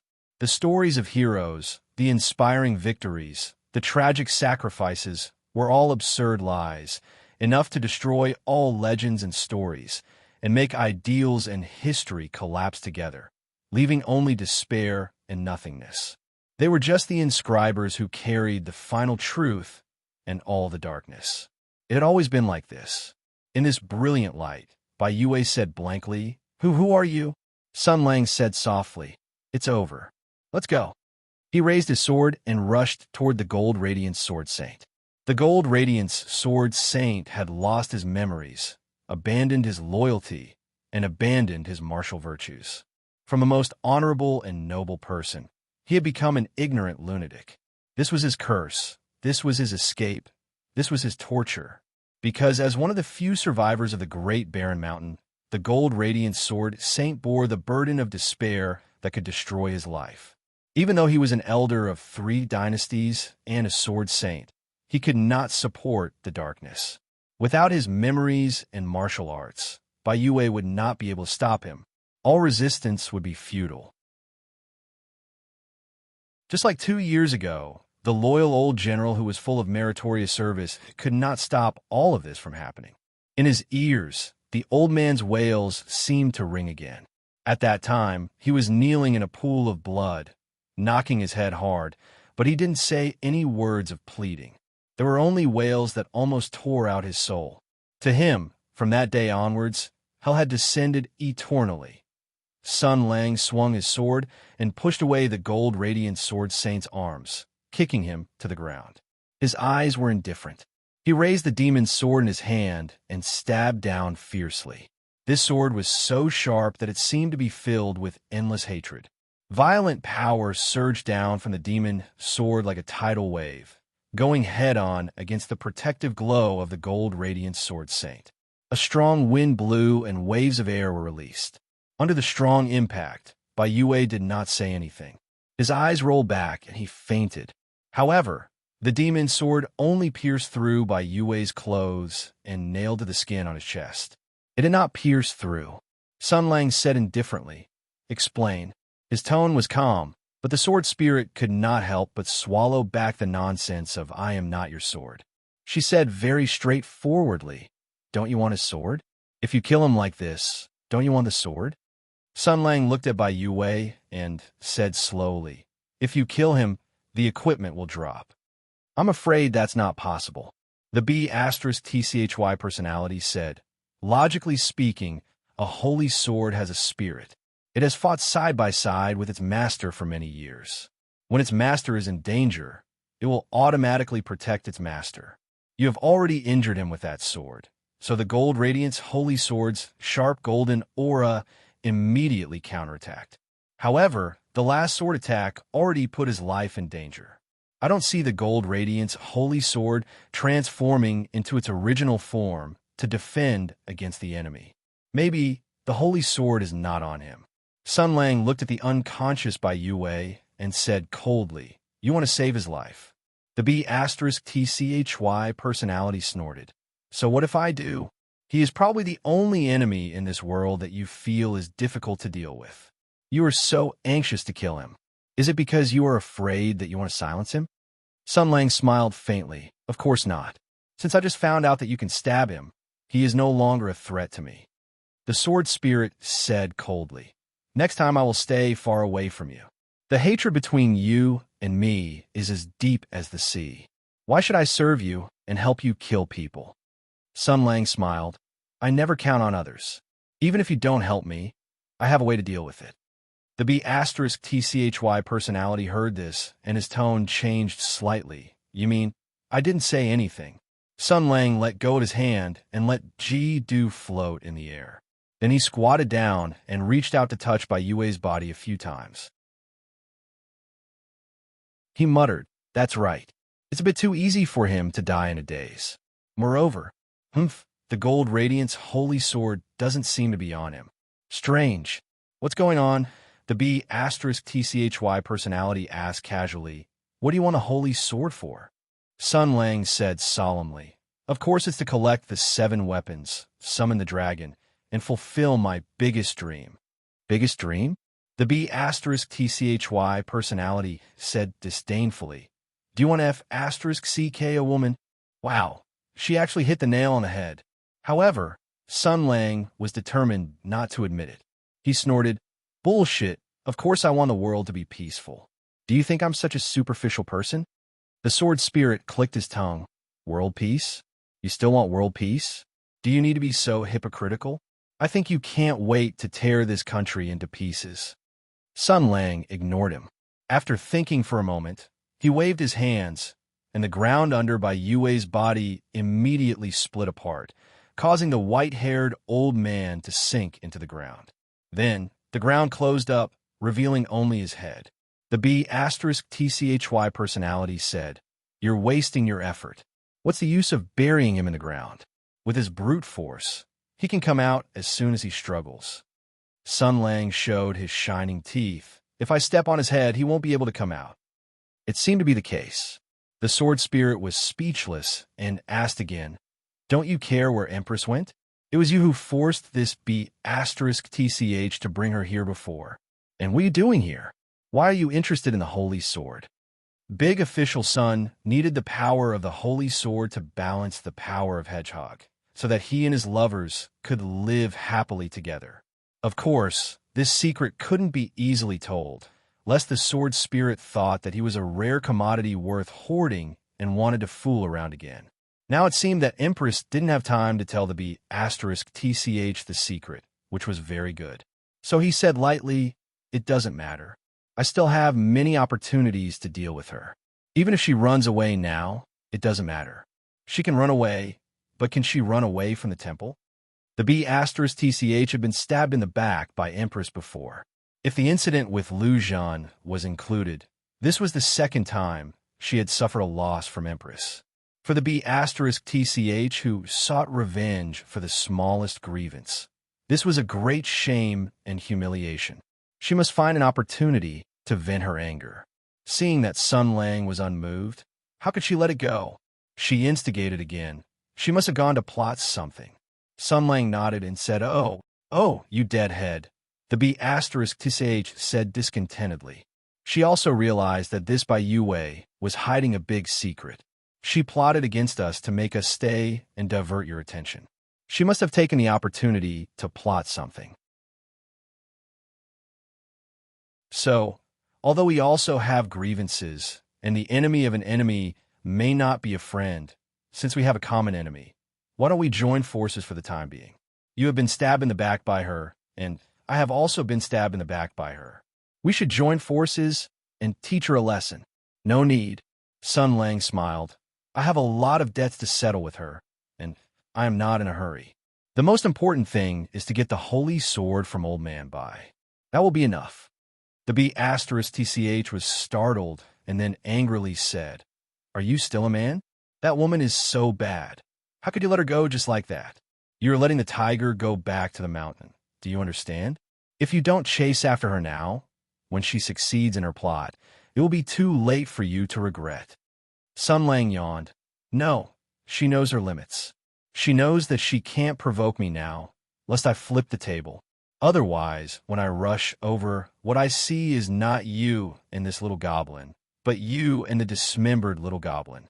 Since she is determined to forge Ji-Du, then she must have a way to destroy the demon sword. Sword Spirit was so angry that she shouted, What you said is exactly the same.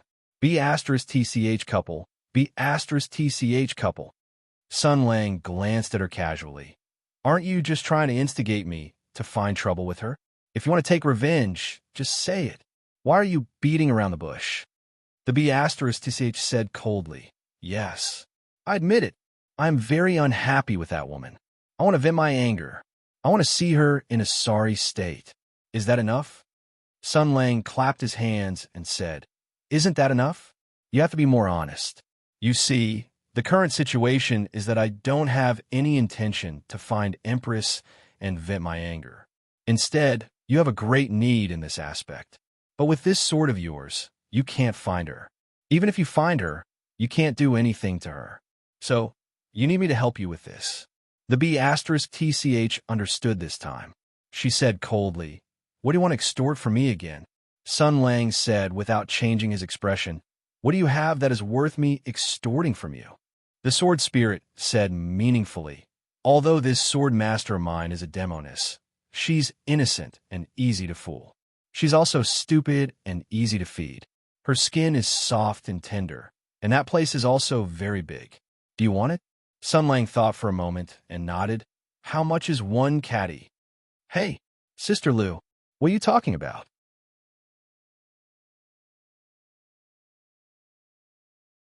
Chapter 612. While the sword spirit and Sun Lang were discussing the price of the little goblin, Xia Wei, who had already woken up, finally could not bear it anymore. Sister Lu, what are you talking about? She cried out in shame. Although Empress had used the power of the Tianyuan blade when he knocked the little goblin unconscious, the sword spirit could not wake her up for a while. But the moment he stabbed by Yue, the power of the golden holy sword clashed with the power of the Kata demon sword, and the resulting shock was uncontrollably transmitted to the sword master Xia Wei's body, waking the little goblin up. At first, she was still in a daze, but she slowly woke up. When she heard that Sister Lu and Sun Lang were actually planning to sell her, she finally could not bear it anymore. What? Naive and easy to fool, stupid, and easy to feed. And so what if it's big? But after involuntarily shouting, Xia Wei came back to her senses. She realized what she had just done, and for a moment she was inexplicably flustered. There was no doubt that the Sun laying in front of her was the enemy who had killed her brother. She had dreamed of facing him countless times. She had imagined the scene at that time, but when it came to it, she actually did not know what to do. Then, she found that Sun Lang looked back at her and nodded to her. "You're awake. Hello, you must be the sword master of B*TCH. My name is Sun Lang." "Ah, Biao? What does that mean?" Xia Wei still did not know what was going on when she heard Sister Lu ask, "Hey, so what have you been calling me all this time?" Sun Lang blinked. Biao, aren't you Aunt Lu's alter ego? You're the alter ego, and she's the alter ego. Of course I'm calling you B*TCH. It's that simple?" B*TCH's tone was full of doubt, although she had also heard Sun Lang talk about the concept of the so-called split personality. "I always feel that your tone is full of malice. How can that be? I'm such a simple and upright person." Sun Lang said, "Hey, little girl over there, it seems that picking up this sword has brought you a lot of trouble, but don't worry, I can help you solve this problem, but not now. You should rest for a while. I'll discuss your matter with that B*TCH. Xia Wei was slightly startled, and then he realized that he didn't seem to know who I was. He didn't know that I was his enemy. At this time, the voice of the B*TCH rang out in Xiao Yao's mind. "This is a good chance. We are too weak. If we fight head-on, we will die. Only by hiding in the dark will we have a chance. So don't expose your identity." Originally, Xia Wei had made up her mind. After seeing the enemy who killed her brother, she would pursue the truth of her brother's death. But at this moment, the enemy she couldn't forget was right in front of her. Why did she shrink back? Why didn't she have the courage to say it? What was she afraid of? She couldn't help but press her chest and take a few deep breaths to calm down the restless spirit in her mind. It was probably because she felt it. Just now, when Sun Lang wielded Ji-Du, he resonated with the sword spirit's killing intent and achieved a rare spiritual resonance. However, the real master of Ji-Du was Xia Wei. In other words, the spirits of the three were connected for a short time. Although she was unconscious at that time and couldn't take the initiative to peek into Sun Lang's memory, the spiritual power of the horned tiger still played a role, allowing her to capture a trace of spiritual power from Sun Lang's heart. What was that? There was a trace of blankness in her eyes. Sun Lang looked at the silly and confused look of this little demon and gave her a friendly smile. This Ji-Du sword master was undoubtedly one of the goals of his trip. Whether or not the Ji-Du sword, which was comparable to the seven luminaries' sacred sword, could withstand the erosion of the power of the Great Protection, sword still needed to be studied for the time being. After all, Aunt Lu was only a special case. Her soul was once a sword spirit and didn't have a general adaptability. The real lab rat was still this monster mother. He couldn't offend her casually and had to leave a good impression on her. Unexpectedly, when Xia Wei saw Sun Lang smile, she immediately shivered like a frightened rabbit and jumped back a few meters in a sitting posture, as if she had seen a hooligan. Sun Lang was baffled. "What's wrong? What's wrong? Did I scare her in any way?" "Of course. Are you thinking of something perverted in your heart?" Perhaps it was because the Emperor's concubine's warning was too frightening that Xia Wei firmly remembered the general of heavenly strategy's admonition and didn't dare to rashly touch Sun Lang's heart. However, how powerful was her ability to read minds? She could even pry into people's thoughts through mental fluctuations. The eyes were the windows to the soul. Sometimes, she only needed to look at the other party's eyes to vaguely sense what the target was thinking. It was clear that the goblin had sensed something extraordinary from Sun Lang's eyes. This human's desire to mate is so strong. It seems to be stronger than the vast majority of people I've seen before. Seeing this, the bitchy personality tried to smooth things over. "She's very timid. You just hit her so fiercely. Of course, she would be scared." "Oh, is that so?" Sun Lang nodded thoughtfully. Ever since he was born with the power of self-preservation, he had become to regard all women in the world as dung. As long as it was a woman who couldn't be kid. In his eyes, she was usually not as good as a complete banana peel. However, this little demon was obviously different. She might become a good experimental material and couldn't be taken lightly. It seemed that his mortal combat had scared this little demon. So he smiled at Xie Wei and said, "Don't be afraid. I don't usually kill people. This old man has a grudge against me. Our grievances have been entangled for a long time. If he was sober, I'm afraid he would kill me at all costs. After all, there's a blood debt between us. Therefore, I naturally have to strike first and gain the upper hand. While he's crazy, I'll beat him to death to prevent him from coming to me for revenge." Xie Wei heard this and trembled again. He screamed in his heart.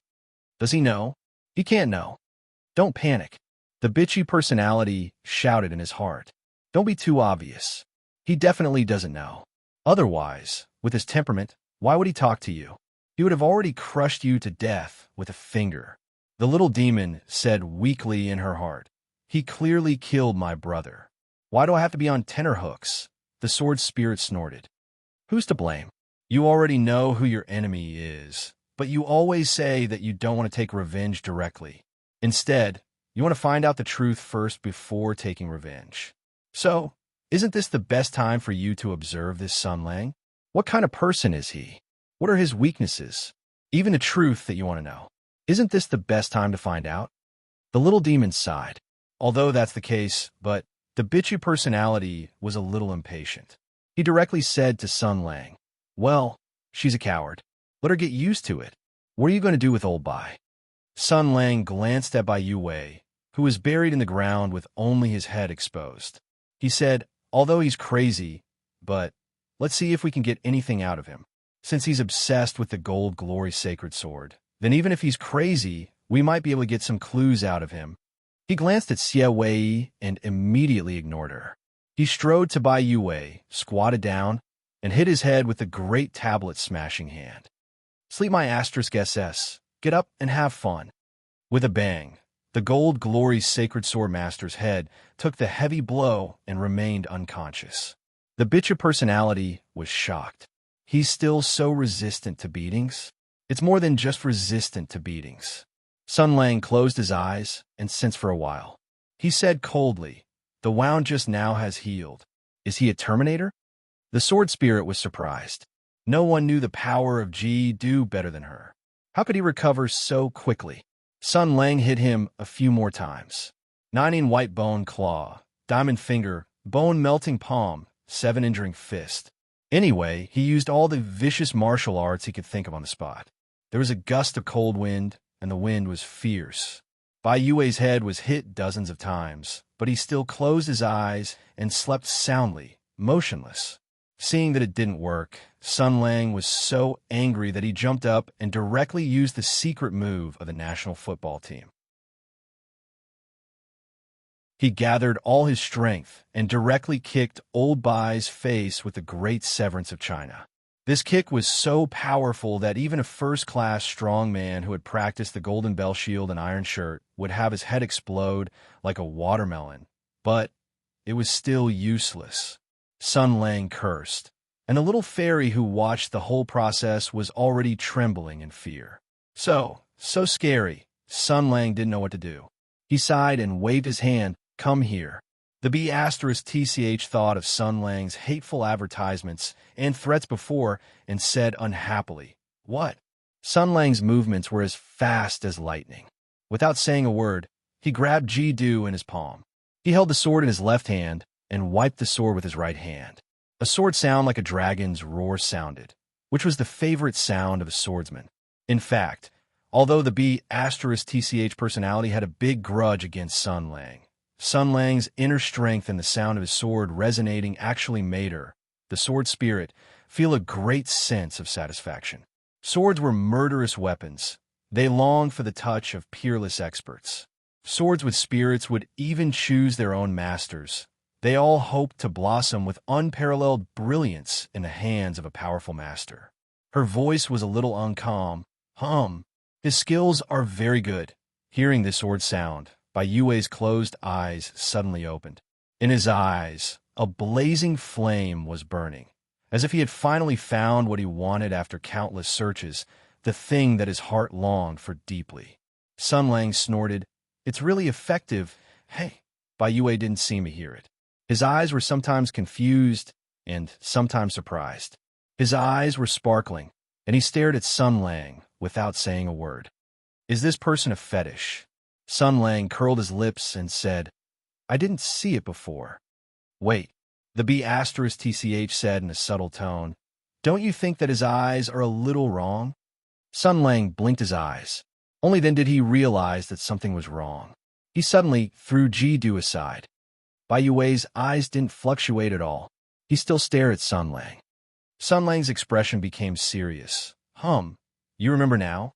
Bai Yue looked at Sun Lang and said in a trembling voice, Are you my father?" "Huh."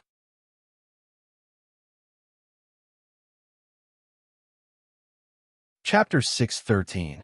Bai Yue, the Gold Radiance Grandsword Saint, had a deep grudge with Sun Lang.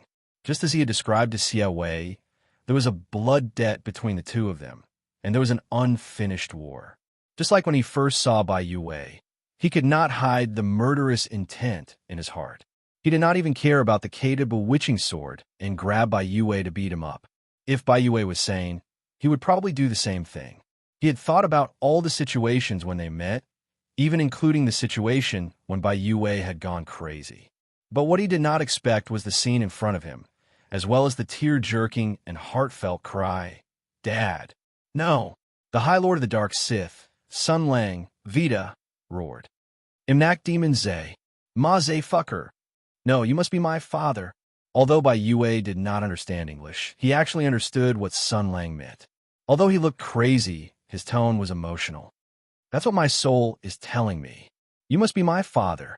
F*CKU. Sun Lang pointed at him and said, "Bai Yue, don't play this game with me."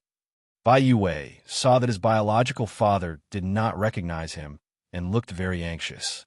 He found that he was stuck in the mud, so he tried to struggle, but Sun Lang reached out and pressed his head down. So, this crazy Grandsword Saint could not move no matter how hard he struggled. He could only shout with tears and snot, "Dad, why don't you recognize me?" F*CK off. Sun Lang roared. F*CKU, I'm not even married yet. Where did this son of yours come from? You already have a F** king grandson. F*CKU. After the shock, the B*TCH laughed happily.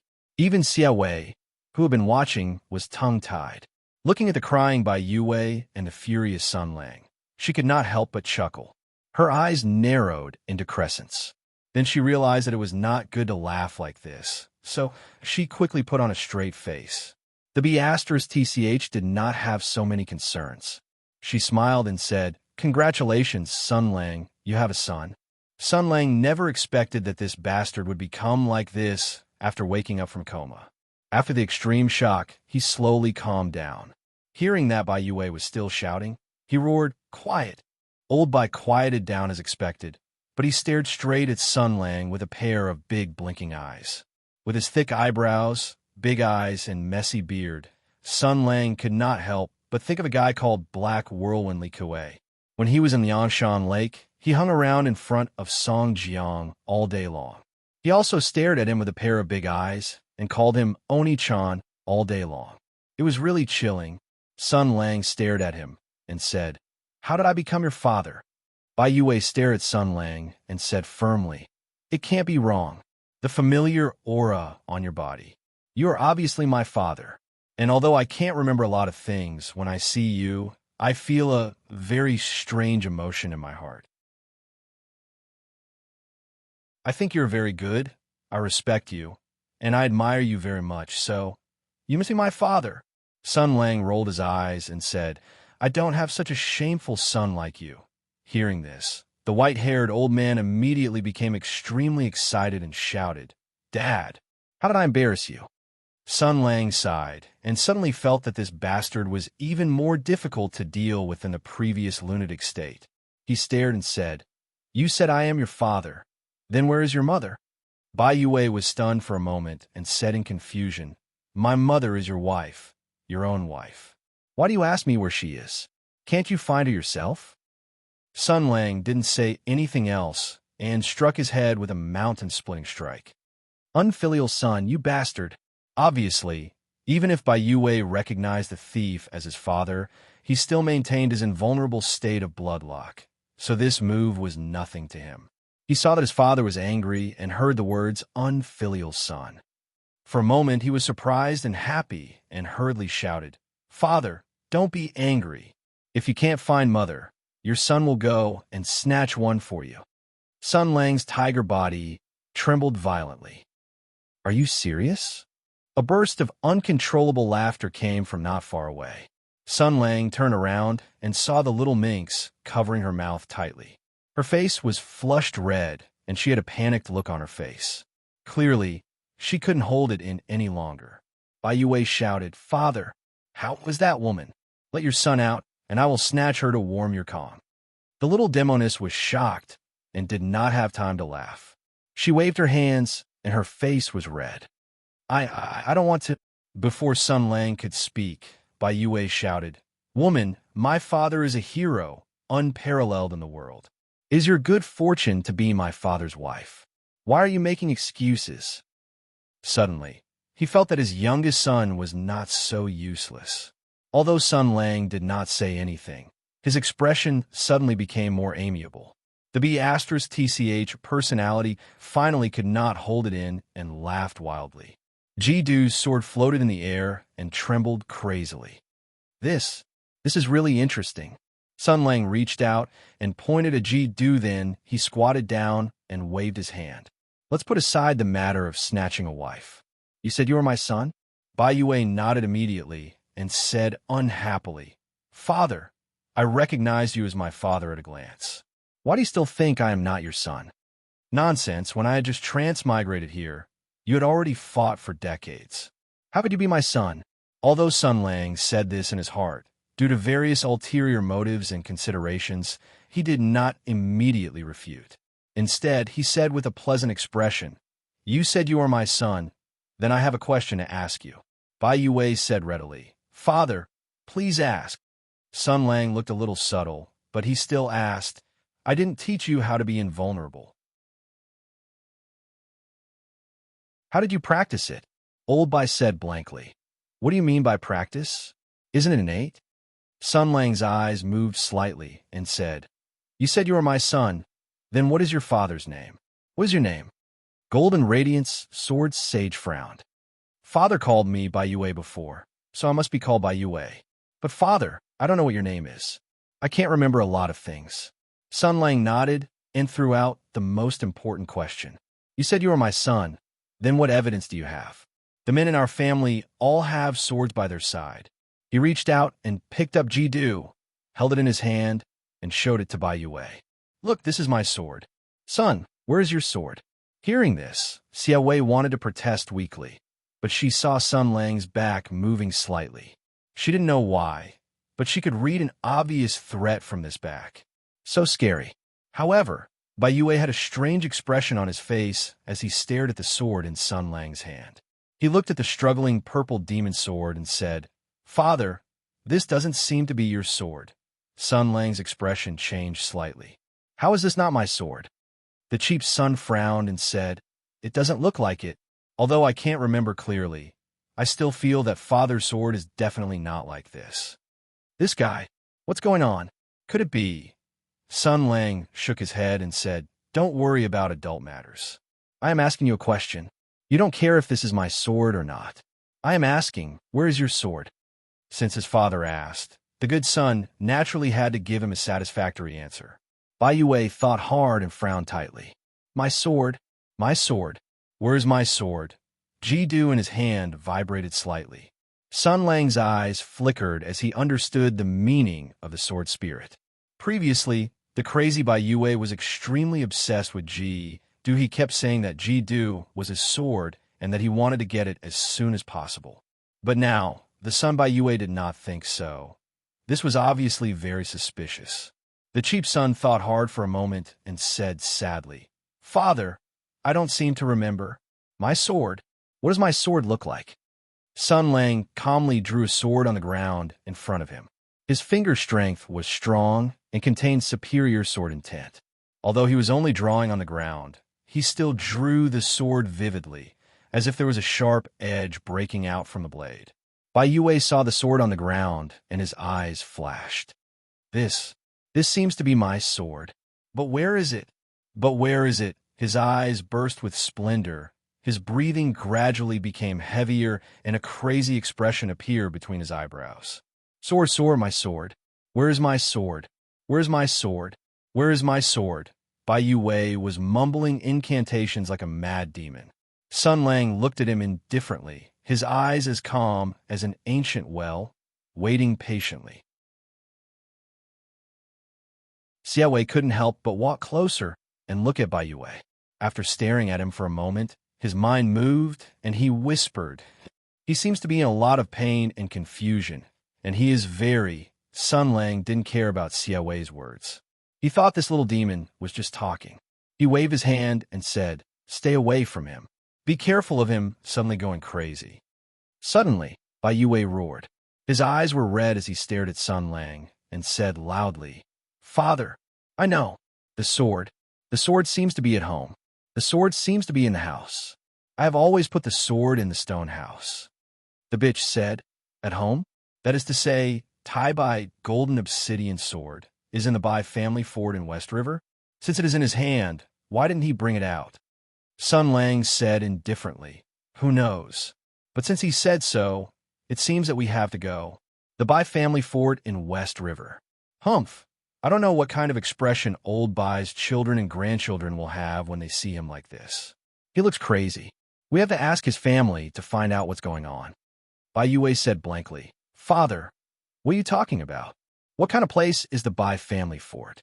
Where are we going?" Sun Lang smiled and said, "Good son, didn't you say that I am your father? It's time to show your filial piety."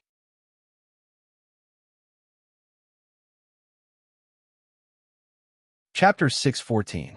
Today was the worst day for Lin Wuying, the county magistrate of Huaichuan County.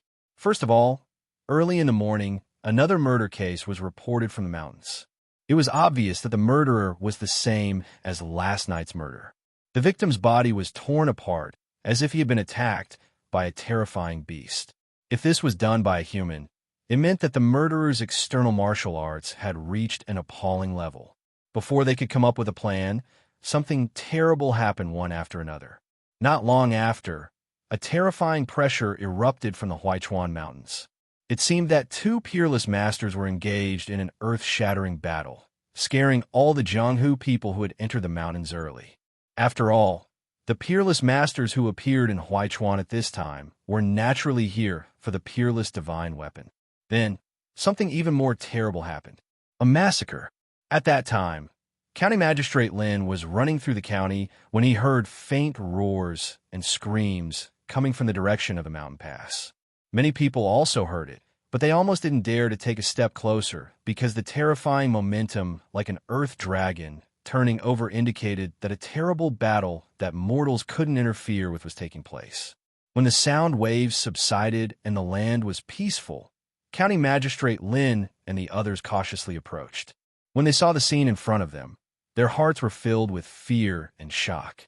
Shattered earth, crumbled mountains, and huge craters were everywhere. There were also broken corpses and groaning injured people. Many of the survivors were scared out of their wits. They couldn't tell what had happened at that time. The grand event of the divine weapon choosing its master, which had attracted the attention of countless Jianghu people, came to an end with a terrifying massacre. It was so sudden and so hastily ended that it shattered the hopes and dreams of countless people, but there was nothing they could do. After all, the Jianghu was a place where the strong were respected. It was said that the ferocious devil had stolen the divine weapon. No one knew where the devil had gone, and no one had the courage to look for him. County Magistrate Lin was indifferent to this. He was the county magistrate of Huaichuan County, and his duty was to protect the land and the people. These days, the Jianghu people who had flocked to Huaichuan County had become a variable and a burden. He could not wait for these people to leave as soon as possible and not leave a single one behind. At the same time, he had more important things to do. He had to organize people to search for the dead and injured in the mountain pass. He had to settle the people's minds and dispel the rumors. Many people in Huichuan also had more things to do, such as young Master Liu and Wang Dajiang, who represented General Jingyang. Their well-prepared and well-thought-out plan had met with a devastating failure, so they had to give an explanation to the major forces that supported them. Many businessmen had lost money and were pounding their chests and stamping their feet. The businessmen who had planned to turn Huichuan into a large-scale martial arts tourism destination were unwilling to accept their failure and seemed to be planning something else. Even more ordinary Jianghu practitioners had made their choice. Some left, some stayed in the Huichuan, and some decided to continue searching for the divine weapon. This Jianghu was very big. It could accommodate the dreams of the naive, but it could also accommodate the conspiracies of the ambitious. Everyone's desires, no matter if they were pure or evil, would rise and fall within it. However, no matter if it was Counter-Magistrate Lin, Wang Dajiang, or young Master Liu, when they were doing the things at hand, they still had doubts in their hearts. Someone is missing. County Magistrate Lin thought of the noble His Highness Empress and the mysterious and unpredictable Mr. Sun Lang. Young Master Liu thought of the vicious Tensei province bastard who had forced him to submit to him. Wang Dajiang thought of General Zhao Yunlong's aide, Li Gang. After that crazy demon had killed his way into the mountain pass and massacred the martial artists, the person they had been thinking about had disappeared.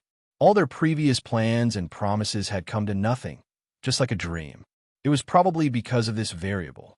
After all, no one could have imagined that such a fierce demon would directly kill his way into Huichuan and seize the divine weapon. It was only natural that the previously discussed plan had come to an end. After all, no one could resist such a terrifying enemy. However, County Magistrate Lin and the others soon realized one thing. This matter was not over yet, because a piece of news had begun to circulate in Huichuan County. That demon who had killed and seized the divine weapon and slaughtered countless people was called by Yue. This news was confirmed by many survivors. They insisted that at that time, the hero who was fighting with the demon shouted this name very loudly, and everyone heard it clearly. Bai Yue. In this world, there are not many people who dare to use this name. There seemed to be only one person who was so powerful in martial arts. This person was famous in the Book of Heroes of Tianyuan. He was an elder of the Hutta dynasty and a famous general of the empire. His martial arts were unparalleled in the world. He had another well-known identity, 7 Luminaries Sword Master, Tai Bai Gold Luminaries Sword Master, Bai Yue of Sichuan County. This news fermented in Huichuan County and in the martial arts circle. Under the influence of some people with ulterior motives and the conspirators who were unwilling to admit defeat, the news quickly spread. Even if he was a meritorious official of Tianyuan and the sword master of the divine sword, he should not casually kill people, right? He already had the gold luminary's sword. Why did he still want to steal the divine weapon?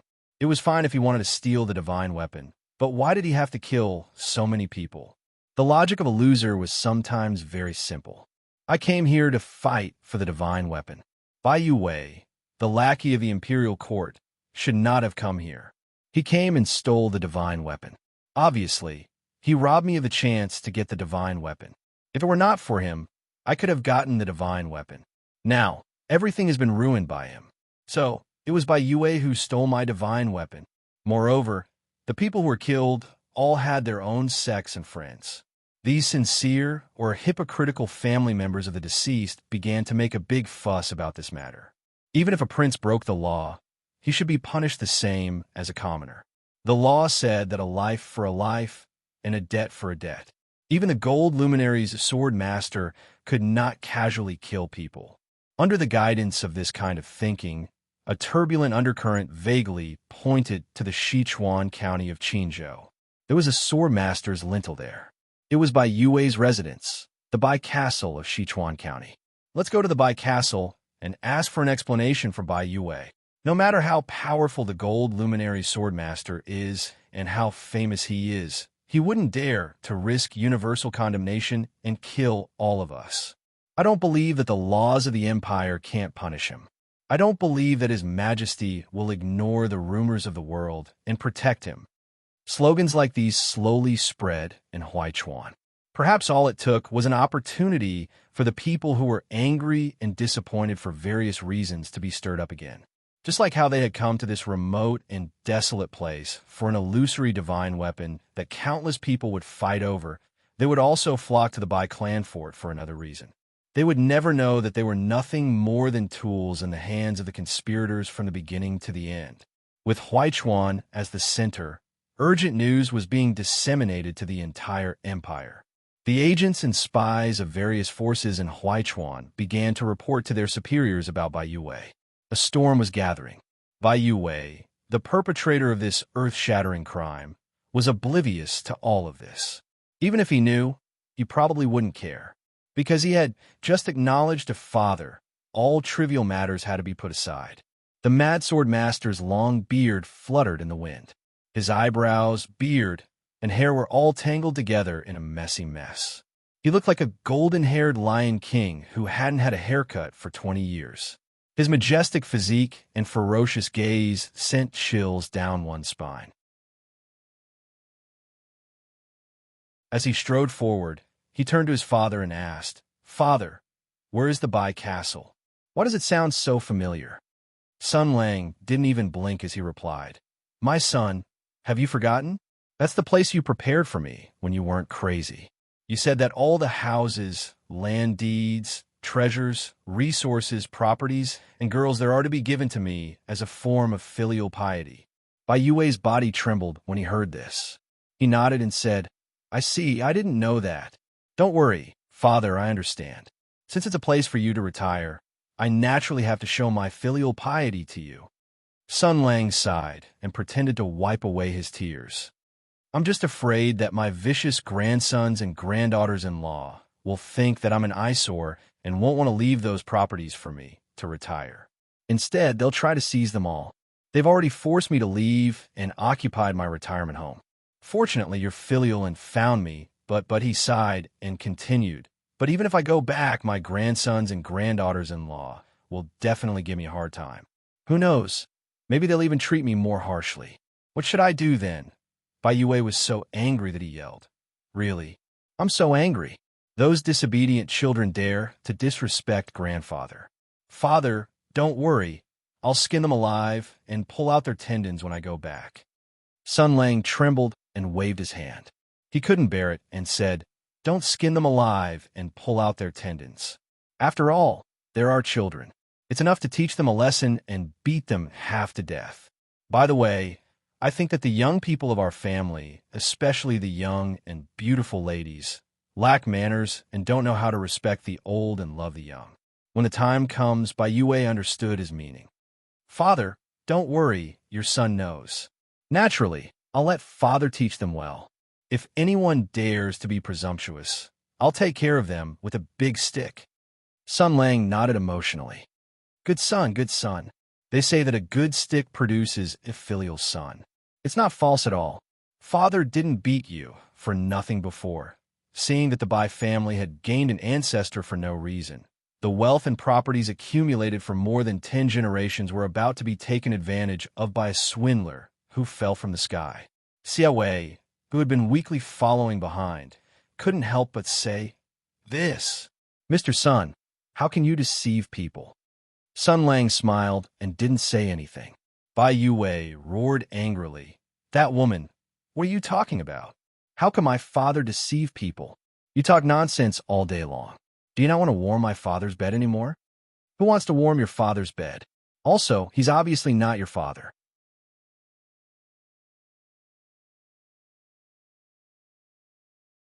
Chapter 615. Xia Wei's heart was tangled. When Sun Lang decided to go to Bai Clan Fort, she inexplicably joined him and was pulled into the pirate ship without any explanation. Hey, am I familiar with this Sun Lang? Why did he decide for me without permission?" Well, Xia Wei admitted that to some extent they were indeed familiar with each other, because Sun Lang was the enemy who killed her elder brother. Although she had never seen her elder brother, she knew that her elder brother was her last relative in this world. This kind of hatred for killing her elder brother should be irreconcilable. Originally, the moment she saw Sun Lang, she should not hesitate to pull out her sword and stab him. But she did not. She had her own ideas, just like what she said to the bee *tch before. Maybe it was because her temperament was too strange, or maybe it was because she had never seen her elder brother, but she did not have any real feelings for this hatred. Compared to revenge, she wanted to know the truth first. Therefore, she had made up her mind early on that when she saw her enemy, she would first question him. However, she did not question him. If she had to give a reason, it was because this Sun Lang was too scary. She had never seen such a brutal person who could fight. Old Master Ba was like a rag in his hands. He could do whatever he wanted with him. Not long after they met, she saw this man's temperament and subtle personality. In short, she was a little scared. Therefore, even though she was standing in front of the enemy who killed her elder brother, Xie Wei did nothing. She did not even introduce herself. Therefore, Sun Lang naturally treated her as a stranger. Thinking of the memory fragments of her elder brother's death and looking at Sun Lang's indifferent appearance, she felt a flame burning in her heart. Then, she felt ashamed. How could she be timid? How could she be weak? The agitated little minx wanted to directly say her name several times. She wanted to say that she was from the Horned Tiger clan, Xieji's younger sister, and make a righteous declaration to Sun Lang that she wanted to seek justice for her elder brother. However, before she could say it, she was stopped by Big Sister Lu. Sister Lu sternly warned her that she must calm down, endure the humiliation, and not expose her identity prematurely and give up a great advantage in vain. Otherwise, Sun Lang would first beep, then beep, then beep, and then beep, and then beep, and then beep, and then beep, and then kill her. That was what Sister Lu said. The little fairy was intimidated by this extremely realistic explanation and threat. She temporarily extinguished the thought of making things clear and decided to observe in secret. But now, she could not hold it in any longer. She ignored Bai Yue, who was yelling at her. This old man was already crazy and could not communicate with him normally. She did not need to take his words to heart. The fairy just stared at Sun Lang and said seriously, "Your Excellency Sun Lang, I don't know what grudge you have with this old man, but I don't think it's right to take advantage of his insanity, seize his property, implicate his family, and even have designs on his woman." Sun Lang nodded. "Oh, I understand." Xie Wei was already prepared to be ridiculed and ridiculed. Who knew that Sun Lang would be so easy to talk to? She was delighted. This person could actually be reasoned with. But just as this thought arose in her mind, she saw Sun Lang waving at Bai Yue. "Let's go, child. Don't lower yourself to her level. Let's go home and eat, drink, and gamble. Bai Castle is father's, and it's also yours. Let's spend the money inside together." He did not listen at all. Xie Wei complained loudly in her heart. Then she anxiously said, "Your Excellency, Sun Lang, didn't you say that you understood?" "Yes." Sun Lang was somewhat puzzled. "You said that you think I'm wrong. This is your point of view. You said it, and I heard it. So I said that I understand. Is there a problem?" Xie Wei was almost fooled. After thinking for a while, she understood what Sun Lang meant. She was so angry that her nose almost crooked. "In other words, you only heard my point of view, but you don't think that I'm right. In other words, you don't think there's anything wrong with your approach?" Sun Lang nodded. "Yes. Your reading comprehension is good." The little demoness was flabbergasted. "Why? Do you have a grudge against the old man's family?" Sun Lang smiled. "The Bai family is nothing. They don't deserve to have a grudge against me." Xie Wei said, "Since there's no grudge, why implicate them? Old Bai stabbed me in the great desolate mountain. To the emperor, he was a great hero. As one of the few survivors, he naturally enjoyed all the glory and favor. His children and grandchildren were all lying on his credit book, eating, drinking, playing, and *king women. They lived a very comfortable life. Isn't it natural for me to take revenge on old Bai and torture the children of the Bai family, who benefited from me, by the way? However, This matter was very complicated. There was no way to explain it clearly to this little fairy. So, Sun Lang rolled his eyes and impatiently said, "It's hard to explain it to you. Don't worry about it." Xia Wei said loudly, "This won't do. Since you insist that I go with you, then how can I not do anything when I see such an unfair situation? If you don't give me a suitable reason, I can't sit back and watch this happen. I don't care about the personal grievances between you and Mr. Bai, but I don't think it's okay to implicate the innocent." The B*TCH said anxiously through the spiritual link, "Hey, why are you fighting with him again? What does Bai Yue's family have to do with you?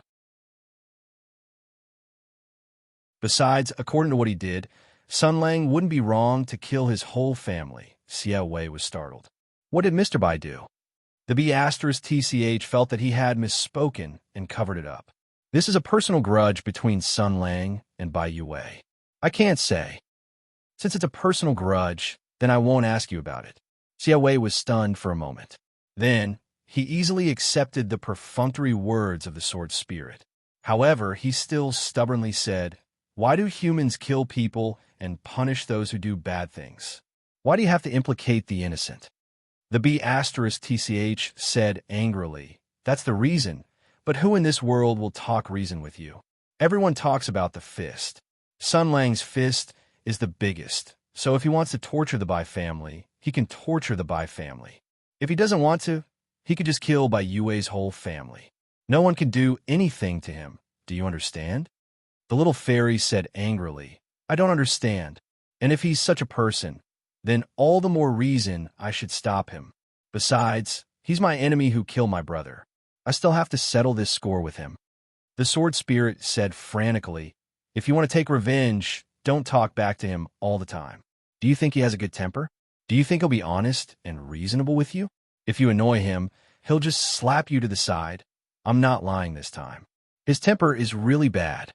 The sword master and the sword spirit actually quarreled in the spiritual world as if there was no one else around. They actually ignored Sun Lang. Xia Wei and Big Sister Lu were quarreling when they suddenly heard Sun Lang's voice. "Well, you said you can't sit back and do nothing. Then come and stop me." There was a strange smile in his voice. "Do your best, partner of justice." There was a trace of inexplicable gentleness in his tone, so much so that Xia Wei, who had extremely strong spiritual perception, could easily perceive this emotion. His eyes widened in surprise. He's actually not angry? And what's with this gentle and tolerant mood? Due to the B*TCH's perseverance in smearing Sun Lang's image, Xia Wei's definition of Sun Lang was quite biased. The little fairy had long regarded Sun Lang as an extremely evil and scheming person. Now that she saw that Sun Lang was not angry at all, she panicked. Wait, why isn't he angry at all? Why is he so gentle to me? Why is he giving me preferential treatment? He was also kind to me before. Could it be? The little fairy's face suddenly turned pale, and she shouted in the spiritual link, "It's over. It's over. Big Sister Lu, is he targeting me? Just like you said, he's going to take me back to his house, strip me naked, put a collar and chain on me, and throw me in his cellar, all day. Wow, Big Sister Lu, will he really do that?" The B*TCH was silent for a moment, and then said lightly, "Idiot, didn't you notice his eyes just now? He just saw the shadow of a woman in you, and associated it with that person. He must love that woman very much and thought of her past from you. So, he's being tolerant of you this time. Don't feel too good about yourself." Is that so? Xia Wei's heart relaxed a little, and then his mind moved. "Big Sister Lu, you seem to be a little depressed." "I'm depressed my ass," the B*TCH shouted. "I'm just sad for that woman. She can actually be liked by a person like Sun Lang. I'm afraid she's done a great sin in her previous life." Is that so?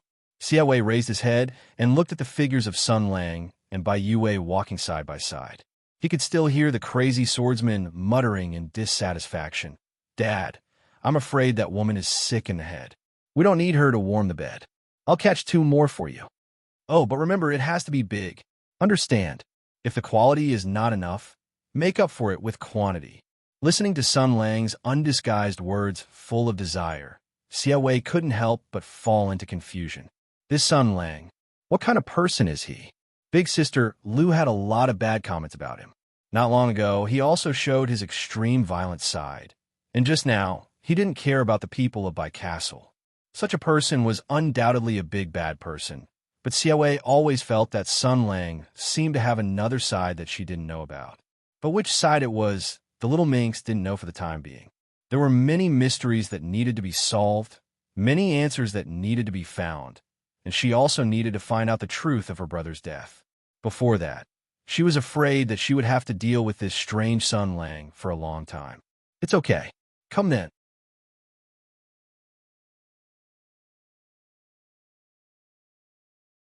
Chapter 6:16. Among the 9 provinces of the empire, the Qin province had many steep mountains and rivers. The rolling mountains and plains were connected into a whole. The mountains and swamps were densely forested. The basins and plains in the embrace of the mountains gave birth to civilized settlements. Human beings lived and prospered with their backs against the mountains. This was the Qin province, the western region of the empire, the back earth barrier. The most fertile area in Qinzhou was none other than the Sichuan mountain range. In addition to the boundless mountains and fields with abundant resources, there were also many gently rolling and fertile plains, as well as mighty rivers. Abundant water plants meant an extremely developed ecosystem with abundant species and abundant resources. As the old saying goes, those who rely on the mountain live off the mountain, and those who rely on the water live off the water. If one had both, it would be the best place in the world. Of course, the dirty and lowly bumpkins were not qualified to own such a rare and fertile land, not to mention living and working here in peace and contentment. According to human beings' desire for land, which was an important means of production, only the best of the best were qualified to own the West River, and then mercifully reward the bumpkins with a chance to be tenants. The best of the best in the West River was undoubtedly the Bai family. Even if you asked all the families within 100 miles, no matter whether they were scholars, farmers, businessmen, or people from all walks of life, the answer would be the same. If the West River was a country, then the Bai Castle would undoubtedly be the capital of the country. The Bai family in the West River was the rightful royal family of the country, enjoying the best of everything. More than 70% of the most fertile fields, forests, and lakes in the entire West River belonged to the Bai family. The Bai family was the most powerful family in the entire Qin prefecture. Whether it was in terms of wealth, manpower, or prestige, the Bai family deserved to be the most powerful family in the Qin prefecture. Any family in the Qin prefecture would be proud to marry a daughter of the Bai family, and the sons of a Qin prefecture would be proud to serve the Bai family. After the Great War of the Heavens, Origin Realm, the prestige and reputation of the Bai family had reached the peak. Even the general and the prefecture overseer of the Qin province had to show some respect to the Bai family. The man who had brought all of this to the Bai family was named Bai Yue. He was respectfully addressed by the younger generation of the Bai family as their ancestor. This legendary hero of the Grand Celestial Empire had countless halos and honors. He was the Gold Radiance Sword Sage, an elder of 3 dynasties, the backbone of the nation, and the unparalleled pillar of the Bai family. This was also the reason why the Bai clan was known as the Sword Saint clan. That was because Bai Yue was one of the 7 luminary sword saints whose might shook the world. He wielded the grand, white, gold luminary sword and was a famous general in the world. There was no doubt that it was Bai Yue who had propped up the Bai family's title of West River King. It was Bai Yue who had given the Bai family everything it had today. This continuous mansion, endless wealth, and a reputation that was like the sun in the sky, all came from the Sword Sage's grace. It was precisely because of this that the current patriarch of the Bai family, Bai Zhenming, was like an ant on a hot pan, pacing back and forth in the Bai family fort. This was because his old father, the legendary Gold Luminary's Sword Saint, who was renowned throughout the world, had been missing for a long time. No matter how many people were sent out to investigate, they could not find a trace of him. These days, for Bai Junming, it was as if the sky had collapsed. As the current patriarch of the Bai family, he was well aware of the current situation of the Bai family. Although the Bai family's reputation was like the sun in the sky, its prosperity was like adding oil to the fire. But in fact, it was filled with endless danger and murderous intent. The emperor's seemingly endless rewards and honor, the Bai family's children's arrogance and wildness, and the Bai family's reputation in the Qin province were all signs that a crisis was approaching. Bai Junming knew that going too far was as bad as not going far enough. But there was nothing he could do because the greed of the human heart was endless. He could not stop his uncles and brothers from encroaching on the land. He could not control the Bai family's children to behave themselves, and he could not plead with the emperor to stop rewarding the Bai family. After all, he was only the patriarch of the Bai family. He did not have enough prestige to reverse the gradually worsening atmosphere. In the entire Bai family fort, there was only one person who had enough power, prestige, and means to change all of this. But this person had already lost his mind. This was the Bai family fort's biggest secret. Only a few core members of the Bai family knew about it. Bai Yue, the gold-radiant sword sage, an elder of the Bai family who had served 3 emperors and was known as the Old Master of the Bai family. Since the end of the Battle of the Great Barren Mountain, he had returned home with countless honors and rewards to recuperate from his injuries. At first, he was taciturn, but later on, he spoke incoherently. Gradually, he became deranged. To what extent had he gone mad? He had never heard anyone praise his military exploits, let alone call him a hero of the Tianyuan Empire. The Battle of the Great Barren Mountain was a taboo. Every time His Majesty sent an envoy to pay his respects, his father's mental illness would worsen. 2 years had passed, and the time he spent sober became less and less. The frequency of his relapses also increased. He locked himself in the most secret place of the Bai family fort, where a magnificent Buddhist temple was built. Skilled craftsmen had sculpted the golden bodies of Buddhas. His father recited scriptures and prayed to the Buddhas day and night. He recited them both when he was mad and when he was not. His words of repentance were extremely rebellious. Bai Junming had once heard a small part of it. After hearing a few sentences, he turned pale with fright and ran away. There were some things that even a son could not know. And now, things had undoubtedly gotten worse. A few days ago, his father, the Gold Radiance Grand Sword Sage, who was the pillar of the Bai clan, had left the Bai clan castle screaming and screaming. According to the old servant who was in charge of taking care of his father had been repeating the same sentence over and over again.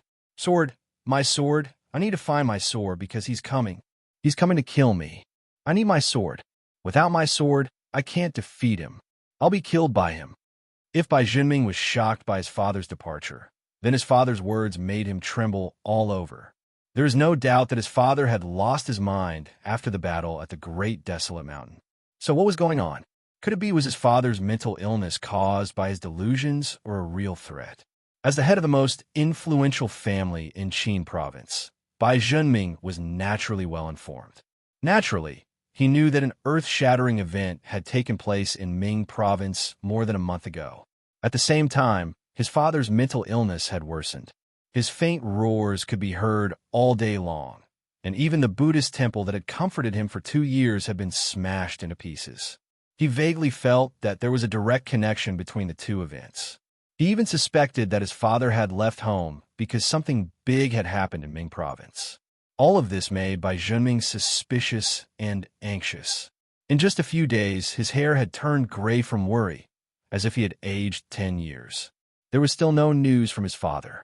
However, the messenger he had sent to Ming province had already received a reply. The imperial court had sent General Tensei as an imperial envoy to Ming province. His purpose was unknown, but the imperial envoy's field office was blocked at the border of Ming province. Several thousand elites were stationed there obediently, and the atmosphere was extremely strange.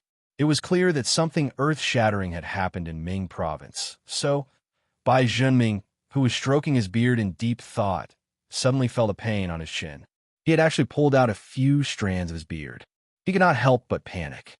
His father was missing, and a powerful enemy was looming. What should he do? The middle-aged patriarch of the Bai family could not help but sigh in sorrow. The current situation was truly terrible. His father could not be found. So what could he do if the mysterious enemy that he mentioned suddenly came to find him? If they could scare his father to such an extent, who in the Bai family could stop them if they came to seek revenge? By Jinming mumbled, F***CK. Even if they come together, it'll be fine. As soon as he finished speaking, panicked footsteps were heard from outside. Patriarch Bai's expression changed, and he looked outside. A butler, who was his confidant, ran in a panic. Master, master, the butler whispered, the great ancestor is back. The butler's words were like sweet rain, nourishing Patriarch Bai's fearful heart. He suddenly felt that the world had become fragrant, so he immediately held the butler and asked excitedly, where is he? The butler had a subtle expression on his face as he replied, Master, the great ancestor was brought back by two people. They came directly from the main entrance, so I acted on my own initiative and temporarily detained the gatekeepers and maids who were in contact with them to prevent rumors from spreading. The great ancestor and the two guests were personally accompanied by my son and son-in-law. Bai Jinming's heart warmed when he heard that. This brother of his who had grown up with him knew how to do things. He reached out to pat the butler's shoulder and said gently, you did well. The butler still had a subtle expression on his face as he whispered, Master, the two guests. Bai Jinming was stunned when he heard that. Then he nodded and said, Indeed, I was just thinking about how to thank them, but now it seems that they can't be allowed to stay. Do they already know Father's identity? Father's illness cannot be spread out. The great ancestor of the Bai family cannot go crazy. As the patriarch of the Bai family, he naturally had to abandon the common sense of morality and put the family's interests first. No matter why the two people sent his father back, whether it was out of kindness or because they needed help from the Bai family, I'm afraid they will have to suffer a little. Bai Jinming's eyes flashed with a trace of fierceness, but then he laughed bitterly at himself. He often sighed that the Bai family's descendants were lying on their ancestors' book of merit and became unambitious and domineering. But now, it seems that he, the patriarch of the Bai family, has become cold-blooded and ruthless, biting the hand that fed him. If Father was conscious and knew about this decision of mine, I'm afraid he would give me a good beating. Bai Jinming shook his head slightly and sighed in his heart. If there was no other choice, who wouldn't want to be righteous and have a clear conscience? He whispered, let's go and welcome Father. The butler led the way. Just the two of them. Everything was done in secret. The fewer people who knew about this, the better. They hurried all the way to the guest hall beside the main entrance.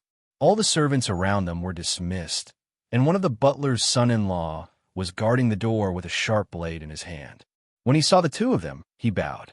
Bai Jinming patted him on the shoulder, and only he and the butler pushed the door open. A moment later, the butler's son and the other son-in-law pushed the door open.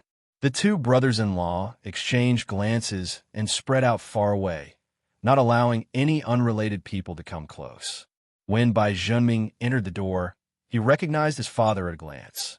With a plop, he knelt down. Father. Then, he heard his father's familiar voice. You are my son? Father's illness hasn't been cured yet.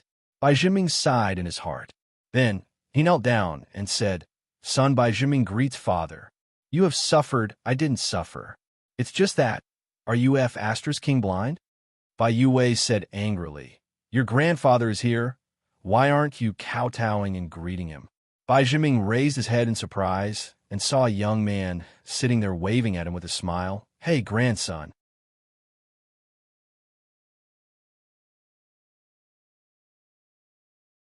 Chapter 617.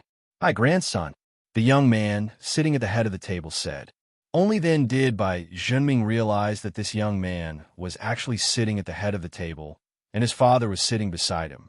For a moment, he couldn't wrap his head around the situation. It was because his father's words were too shocking. His father said, Your grandfather is here, so why aren't you kowtowing to him? Grandfather has been dead for almost 20 years. After a moment of confusion, Bai Junming flew into a rage. Hi, grandson. He had never been called that in his entire life. Bai Junming was Bai Yue's eldest son. Since young, he had been intelligent and inquisitive, so he was doted on by his grandfather. When his grandfather was still alive, he didn't say a single harsh word to him. When he was young, he would call him by his nickname. After he was crowned, he would either call him Junming my grandson or Junming. He had never called him grandson. Calling someone grandson was nothing more than an insult. It was the vulgar language used by hooligans looking for trouble. He, Bai Junming, had lived for decades, but he had never suffered such humiliation. And this person, how dare he?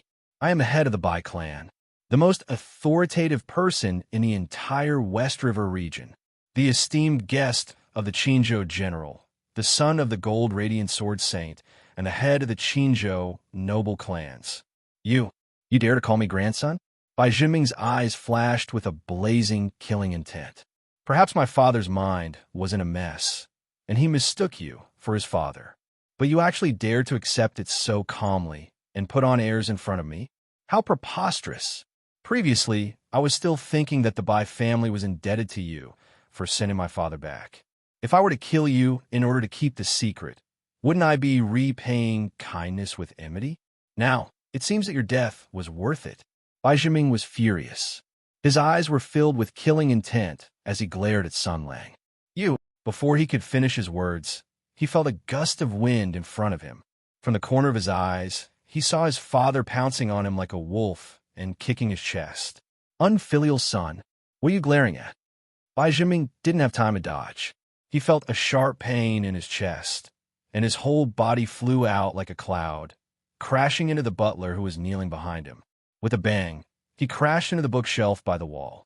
Amidst the crackling sounds, the bookshelf, along with the vases and books on it, were smashed to pieces. Vaguely, Bai Junming heard a woman's anxious shout. Why did you hit your son? Then, she heard her father's disdainful disdain. It's right and proper for me to hit my son. It's none of your business. You're not fit to warm my father's bed, so you can't be my mother. If you can't enter my house, then stop trying to curry favor with my son. You're not his grandmother. Bai Junming felt a pain in his chest. When he finally understood his father's words, he was so angry that he almost fainted. You actually want to put a granny on my head? After being hit by his father, Bai Junming felt extremely sullen, but there was nothing he could do. He didn't dare to scold or hit his father because he was no match for him. This was quite infuriating. He held his chest and circulated his internal energy. After the pain subsided a little, he shouted, Father, he's not grandfather. Grandfather is lying down in our ancestral garden. These words immediately ignited a barrel of gunpowder. Bai Yue flew into a rage and roared. Evil creature, my father, do you think I can't recognize you? You dare to curse your grandfather.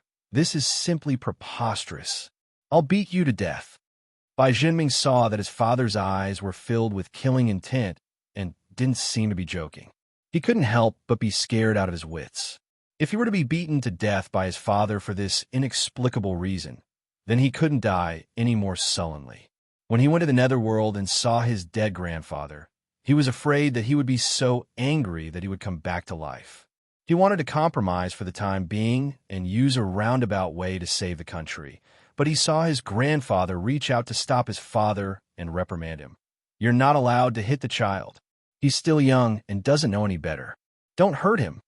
Then his father complained, Father, he's impudent and bullied you. You've spoiled him like this. If you don't hit him now, you won't be able to deal with him in the future. I'm so angry. Damn it. This tone was so familiar. After all, humans were pitiful creatures, repeating this cycle of sorrow. When every man got married and had children, most of them would face such a predicament.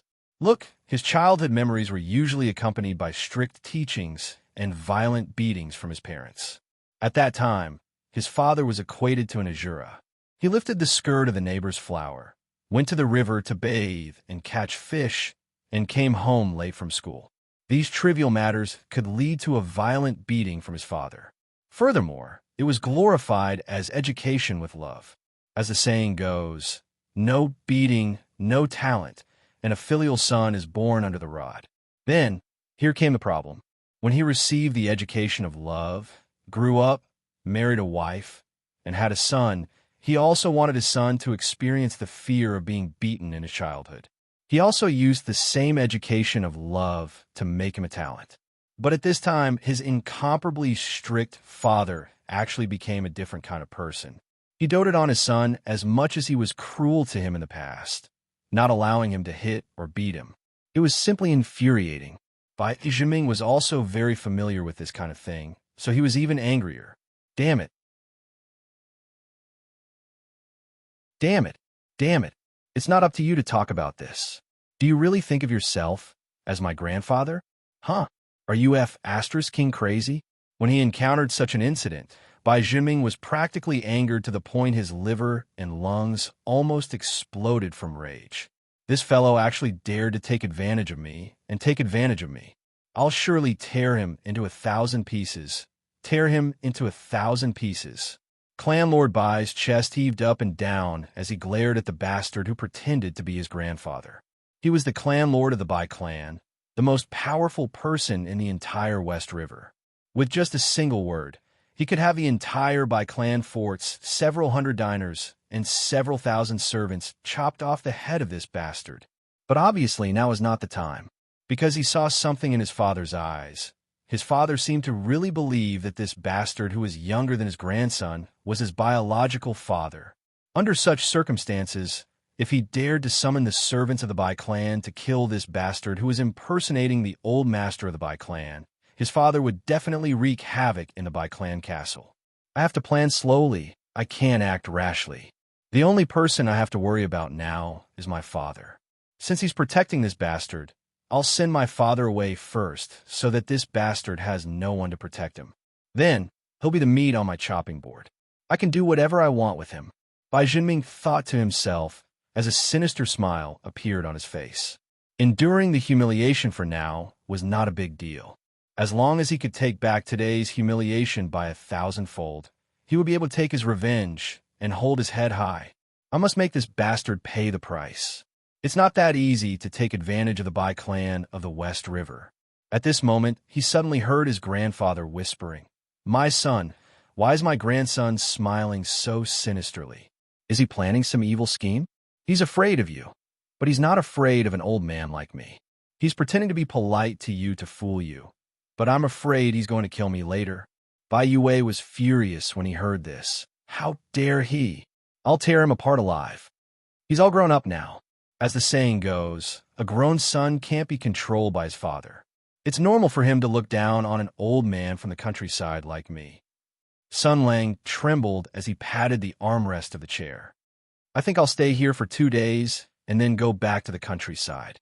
I don't want him to think that I'm an eyesore, Bai Yue said loudly. Father, this is the place I prepared for you to retire. All the houses and money are yours.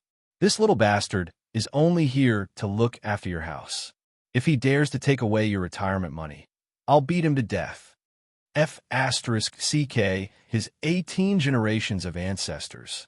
How dare he covet the Bai clan's fort? Bai Zhiming's murderous aura had reached its peak.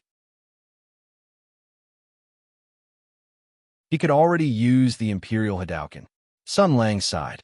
Sigh, why do I have to live in such a big house for an old man like me? My son, it seems like my grandson doesn't like me. Let's get down to business first. Bai Yue heard this and nodded. You're right. We'll listen to you. Let's go get the sword. Sword? What sword? Bai Zhiming was stunned at first. Then his expression changed drastically.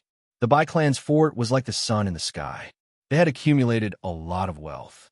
There were countless divine weapons in their vault. Bai Zhiming wouldn't feel bad even if he gave away 100 of those treasures. However, this audacious little bastard dared to pretend to be the Gold Radiance Grand Sword Saint's father and asked him to bring him into the Bai clan's fort. It seemed like he was only here for a sword. Then, it was obvious which sword he was here for.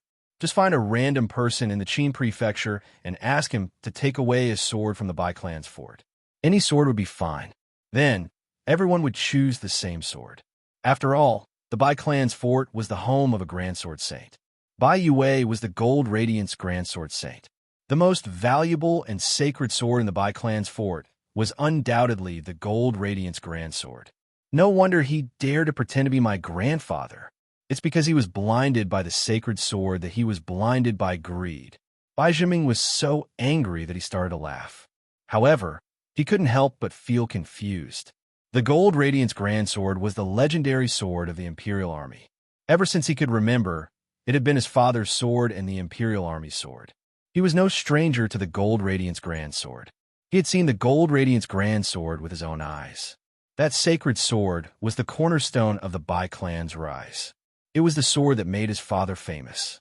He had once dreamed of taking the sacred sword from his father and becoming the next Gold Radiance Grand Sword Saint. However, that was just a young and frivolous dream. The Imperial Army was the most important weapon in the Imperial Court. Most importantly, he had never seen the sacred sword again in the past few years. This was especially true after the Battle of the Great Bear Mountain. As one of the few survivors who participated in the final battle, his father had become the hero of the battle. He returned to the Bai clan castle with countless honors and rewards. Since then, he had never left the Bai clan castle. Even when he was awake, he didn't speak much. In the past 2 years, there were very few conversations between father and son. Bai Zhiming had never seen his father take out the Imperial Army. He didn't know where the Gold Radiance Grand Sword went. He had mustered up the courage to ask his father a few times, but he didn't get any reply. He had been thinking about the whereabouts of the Gold Radiance Grand Sword. At this time, Bai Yue had already stood up. He glared at his unfilial son who was lying on the ground in a daze. He snorted angrily and said to Sun Lang, "Father, I'll take you to find the sword. I think I remember the way." Sun Lang also stood up. He had a very kind and natural smile on his face. It was as if he really was the Bai clan's old master. He didn't have any guilty conscience or panic. He said arrogantly, "Good boy, let's go." Seeing the two of them leave, the butler hurriedly said, "Master." Bai Zhiming's eyes were terrifyingly dark. He said, "Go call for reinforcements. We're the experts we raised."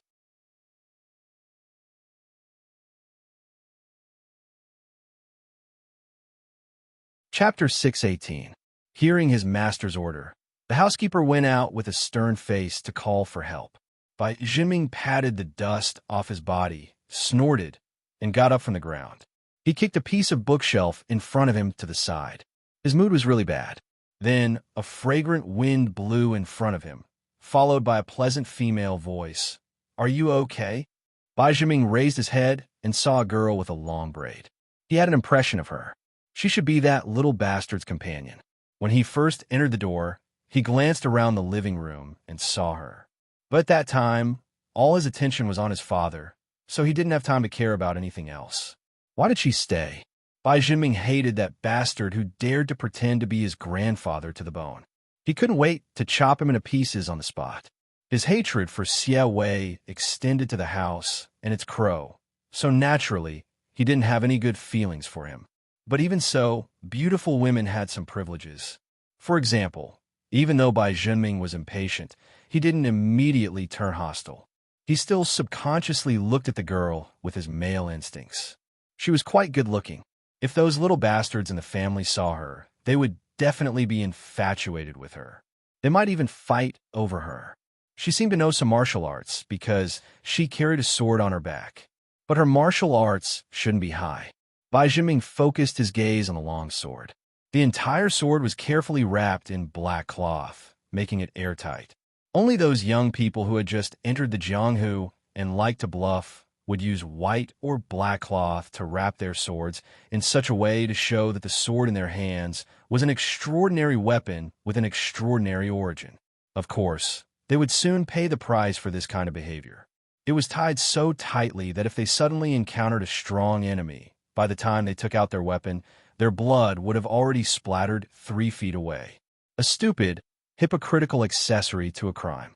Bai Zhiming had already determined that Sun Lang was a Jianghu swindler who dared to extort the Bai clan fort. His evaluation of Xie Wei was naturally not good. His heart was indifferent. That audacious little bastard would definitely pay the price. 1,000 cuts would not be enough to appease his hatred. As for this little girl, she could forget about escaping. She was quite pretty, so, compared to death, there was a fate more suitable for her. Xie Wei naturally didn't know that Patriarch Bai had so many tricks up his sleeve. She couldn't help but show an apologetic expression, even if this matter had nothing to do with her. I'm very sorry that such a thing happened. I tried to persuade him before, but he never listened. You, what is this? Are you here to play the good cop? To leave a way out for himself? Bah. Bai Jinming gloomily looked at the little demoness and coldly said, What's wrong, young lady? Do you really want to be this Bai's grandmother? Xie Wei was stunned. Then, her face turned red. No, I just wanted to say, Patriarch Bai indifferently said, This Bai has nothing to say to you. Since the two of you have gone too far, don't blame this Bai for being ruthless. This is the Bai clan fort, not a place where you can come and go as you please. Young lady, you should hurry up and stay with your lover. At least you can take care of each other. Xie Wei frantically said, He's not my lover. Patriarch Bai Jinming's eyes flashed coldly. If I take this girl as a hostage and force that little bastard to bow his head, would I be able to do it? I just don't know how close the two of them are. But at this time, Sun Lang's voice came from outside. Cui Hua, why haven't you come out yet?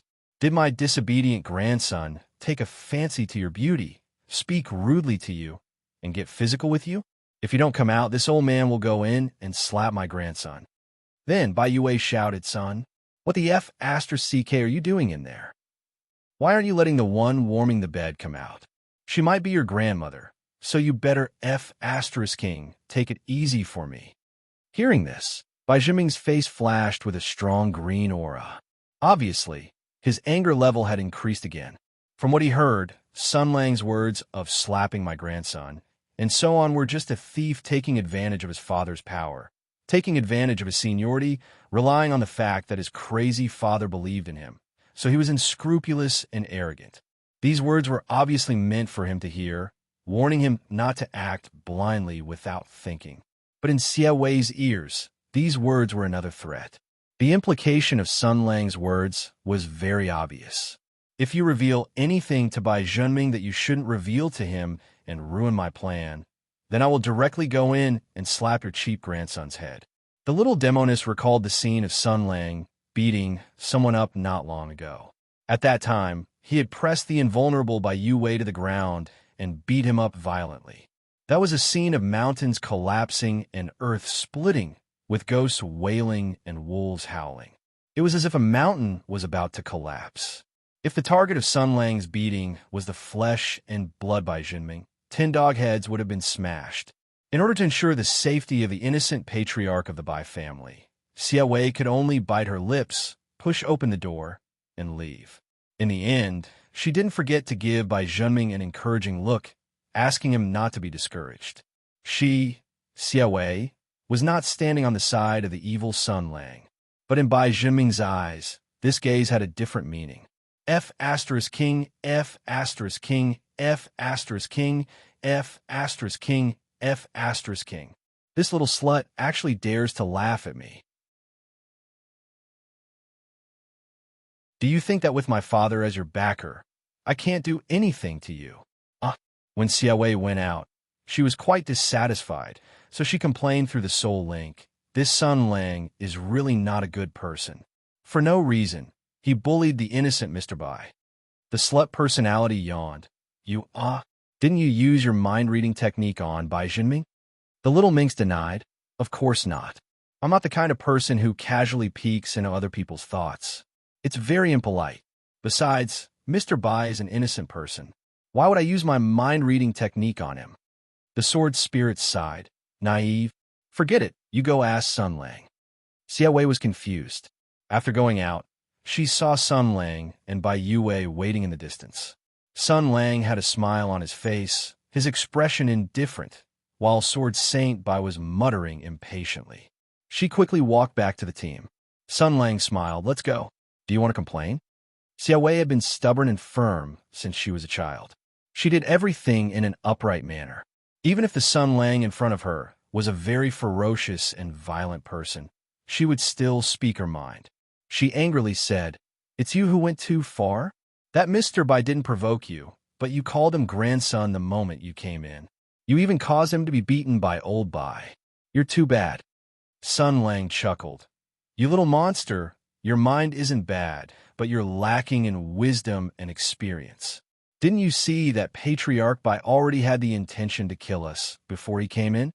Xia Wei was stunned for a moment. "How could that be? He doesn't even know us." Sun Lang sneered, "Why not?